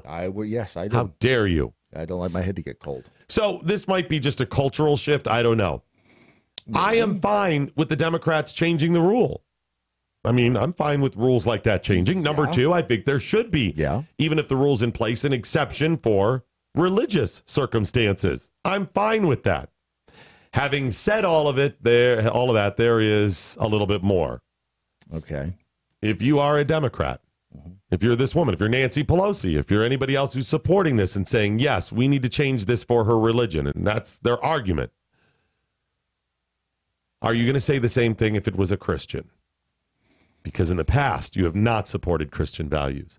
In fact, anything Christian, you say, no, separation of church and state. Well, you are now arguing that this has to go away for her religion, yet where's your argument on separation of church and state? If there's a separation, it shouldn't matter. Yeah. Everybody leave their religious artifacts, identity at the door. Yeah. That's what they've argued in the past. Yeah, that's... You're getting mired in the facts. Yep.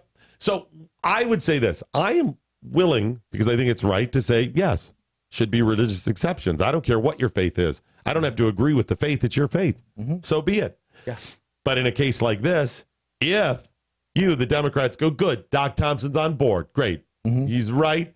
They're likely doing it because it is a minority faith, a less represented faith in America. I was going to say it's not a minority faith, though. In the world, not worldwide, but in America, it is still a lesser represented faith, right? There are fewer Muslims in America than Christians. That's really why they're doing it, to play that identity politics. I know that. I'm not dumb. But I'm willing to say, hey, you're right. If just based on that, shouldn't there be a religious exemption? Yes, I agree with you. Yeah. However, don't think for a moment I'm going to let you off the hook on this when it comes to something else. This will be brought up again in the future. We will refer to, you didn't feel that way when it came to Representative Omar's faith and her headgear. Right. Headgear appropriate? I think so. Yes. I'm not Muslim, so I don't want to misspeak. I think headgear would be fine. All right, fine. Yes. So I'm just saying that'll come up. Now, one final little piece before we move on to get some communiques here. If I thought for a moment they were doing this, or if this is based on her view of Sharia law, then this is absolutely a fail and I won't support it. If this is about her faith, what she believes is right, how she worships, or others saying there really should be religious exemptions based on the way people worship, fine. If you're doing this because you want this, even in a remote way, to influence, if you want specifically your faith to influence American law, then absolutely I will not support it. And it's hard to know what's in someone's heart, obviously, until they make a statement about whatever it is. Which is why I wanted to interview her and others. But, you know, those things don't always happen. Well, and here's the thing. The rule was originally made because representatives and guests in the galleries routinely wore their hats while chamber was in session, a custom that harkened to British Parliament. So it was a custom that went to kind of a screw you Brit. Yes, it was an up yours Britain rule that they passed in 1822. Now, from what I've seen, Representative Omar was all love, hugs, and kisses to Israel, even though I'm a Muslim. Yes, as a representative, represent all people, love, hugs, and kisses.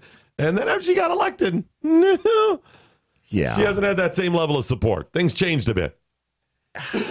Almost as though it's okay to lie to the infidels. Right, exactly. Not that they would ever say that. No, of course not. So I find those things troubling. Listen, I don't care if you're Muslim. One of my best friends is Muslim. I also know Cal. Yeah, I did there. Give it in the business. Yes, I do. Love Cal. Yeah. I respect him. He is a good man and as conservative as anybody. Except for that one thing. Which is really troubling. But everything else is fantastic. So, I mean, I'm fine with that. In fact, I can have and do have a certain respect for Muslims for being as devout as they are, for praying as much as they do, for taking a lot of the negative publicity against their faith. Yeah. Some of it is deserved because they have not made it easy on themselves with backing some crazy things. There's not been a reformation, all of these things. But regardless, I'm happy to let you worship the way you want to worship. Yeah. In exchange for you leaving me the hell alone. Yes. Get off my lawn. Leave me alone.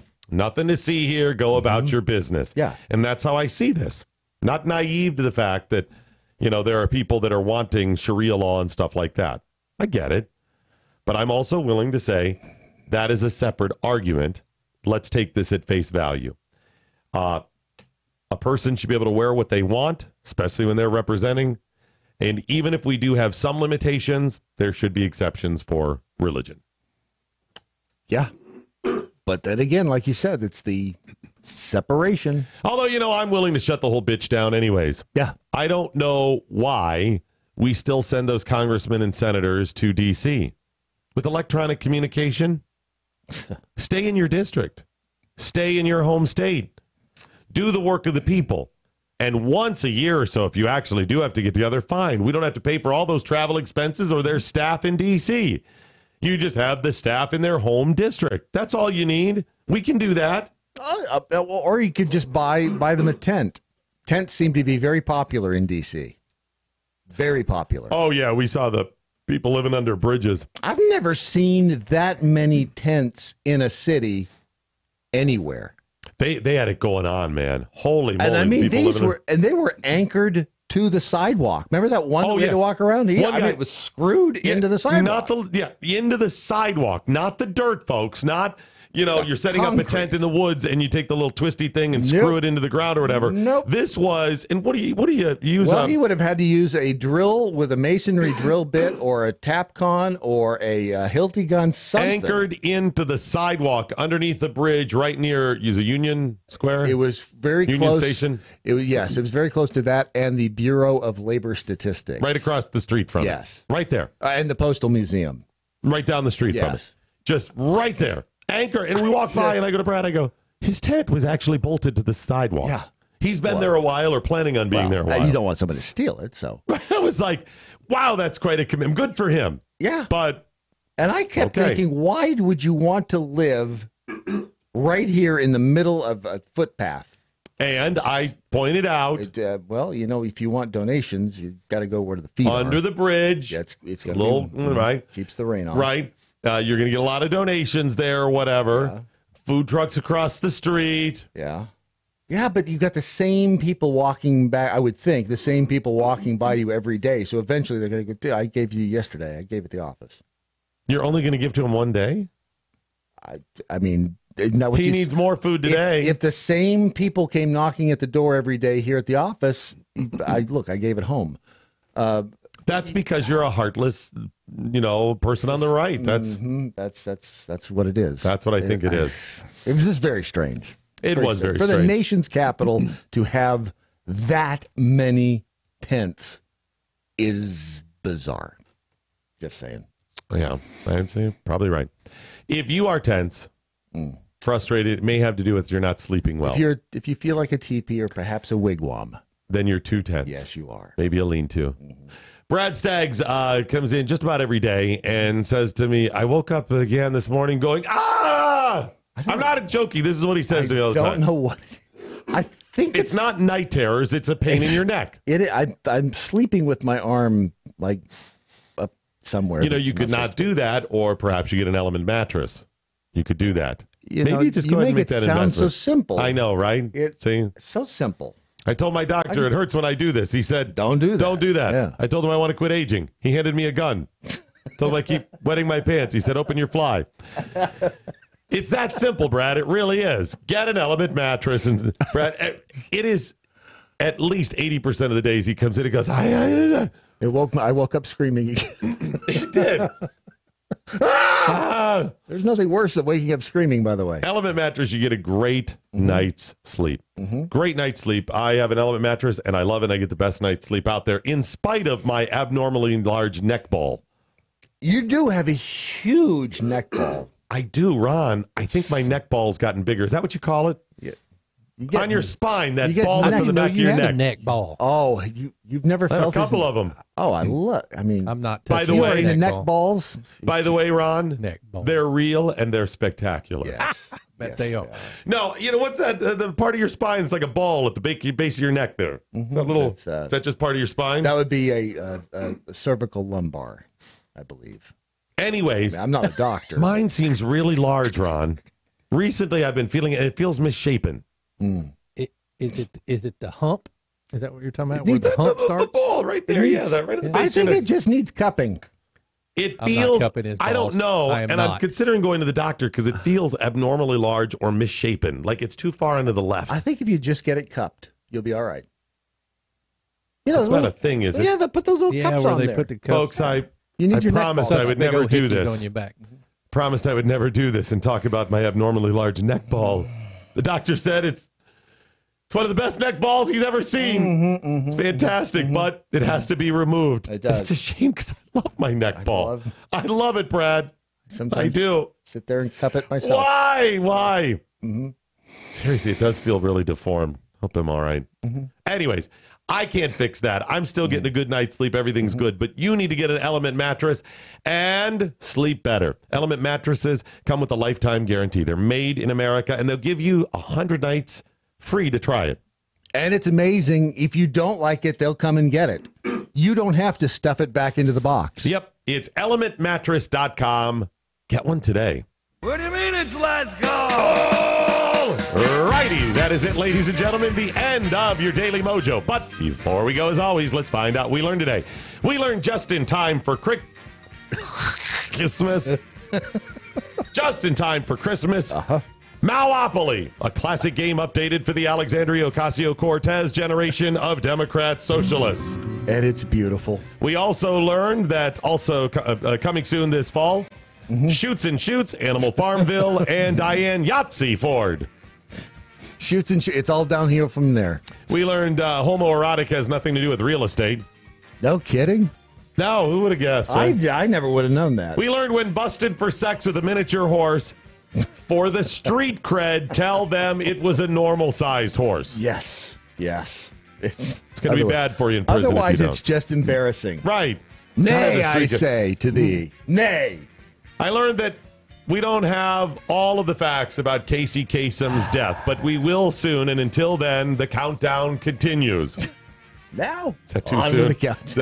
No, he's been dead for a while, so I think we're good. Yeah, I think we're totally fine. Finally, we learned that I have an abnormally large and misshapen neck ball, but it is real, It did spectacular. Needs cupping. Brad Staggs, what, if anything, did you learn today? I learned that nothing brings a family together like $80 to $100 million. And when I say together, I mean together in the courtroom. Yes, that is true. It's all about the love of money. Yes. Yeah. I learned that elbow syphilis is no laughing matter. It's not. I love my elbows. It is no laughing matter. And look, the good news is I'm cured now. Oh, you're cured, because I was going to suggest that we could get it help by sending us some cash if you donate to. Well, I of course still have my leaking navel syndrome. Oh, that's true. And you can help by sending us. And my whisker leprosy. Oh, no. My facial hair leprosy. I do. It's still there. So that's getting worse. And that's horrible. It's a shame because I love my facial hair. I hate that. I told myself I wouldn't do this. Just don't cry. Please give. Just go. Just don't cry. Just don't cry. Find it at MoJo50.com. I also learned the Caravan has a brilliant PR firm. You know, it's much easier to sell a caravan full of women and children than a train full of miscreants. I know. Who would have known? Who would have thought? And finally, I learned that Mrs. Nelson's third grade class will be visiting the House of Representatives to give them lessons on how to adult. Good. Very good. They need the leadership. They really do. You know, we had the guy on talking about the war memorials. Yes.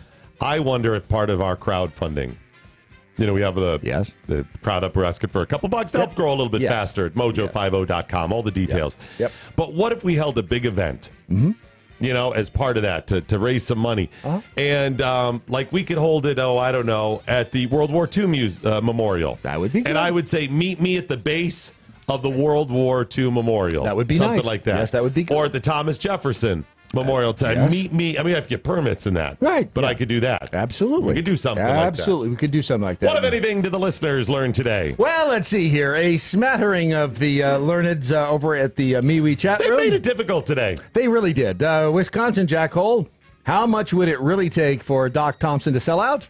$20, same as downtown. Indeed. Tower of Babel Jackhole, now Doc is bragging about his tiny sack. What the hell? No, it's an abnormally large ball. That was so hour one. Come on. Oh, that's what it was. Come on, Tower. Keep up. Try to keep up. And did you see Rants Out Loud?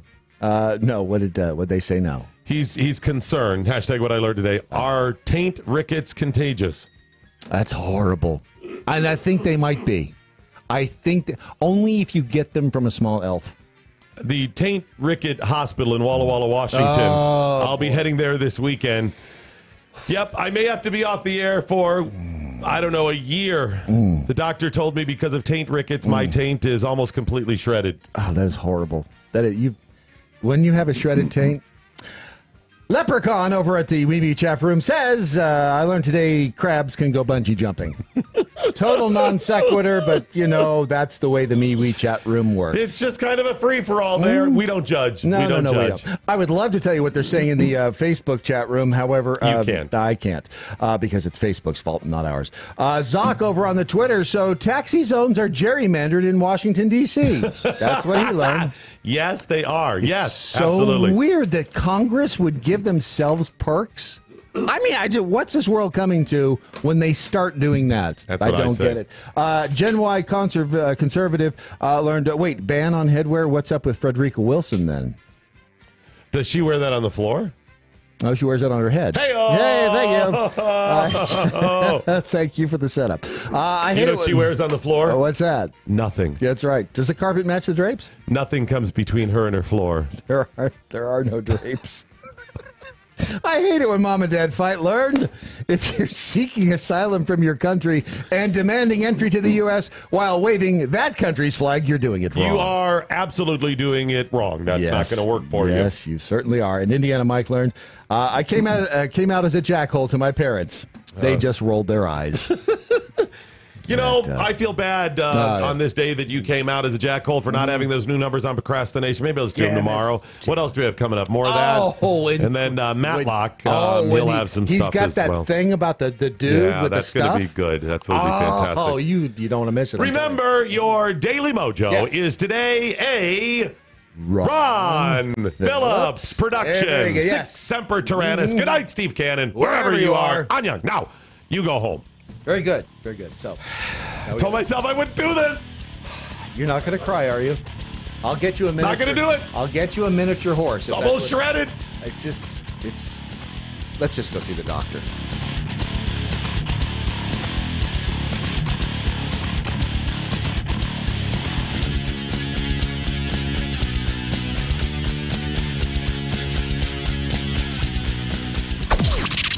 This is the seditious, rabble-rousing, liberty-loving, home of fun,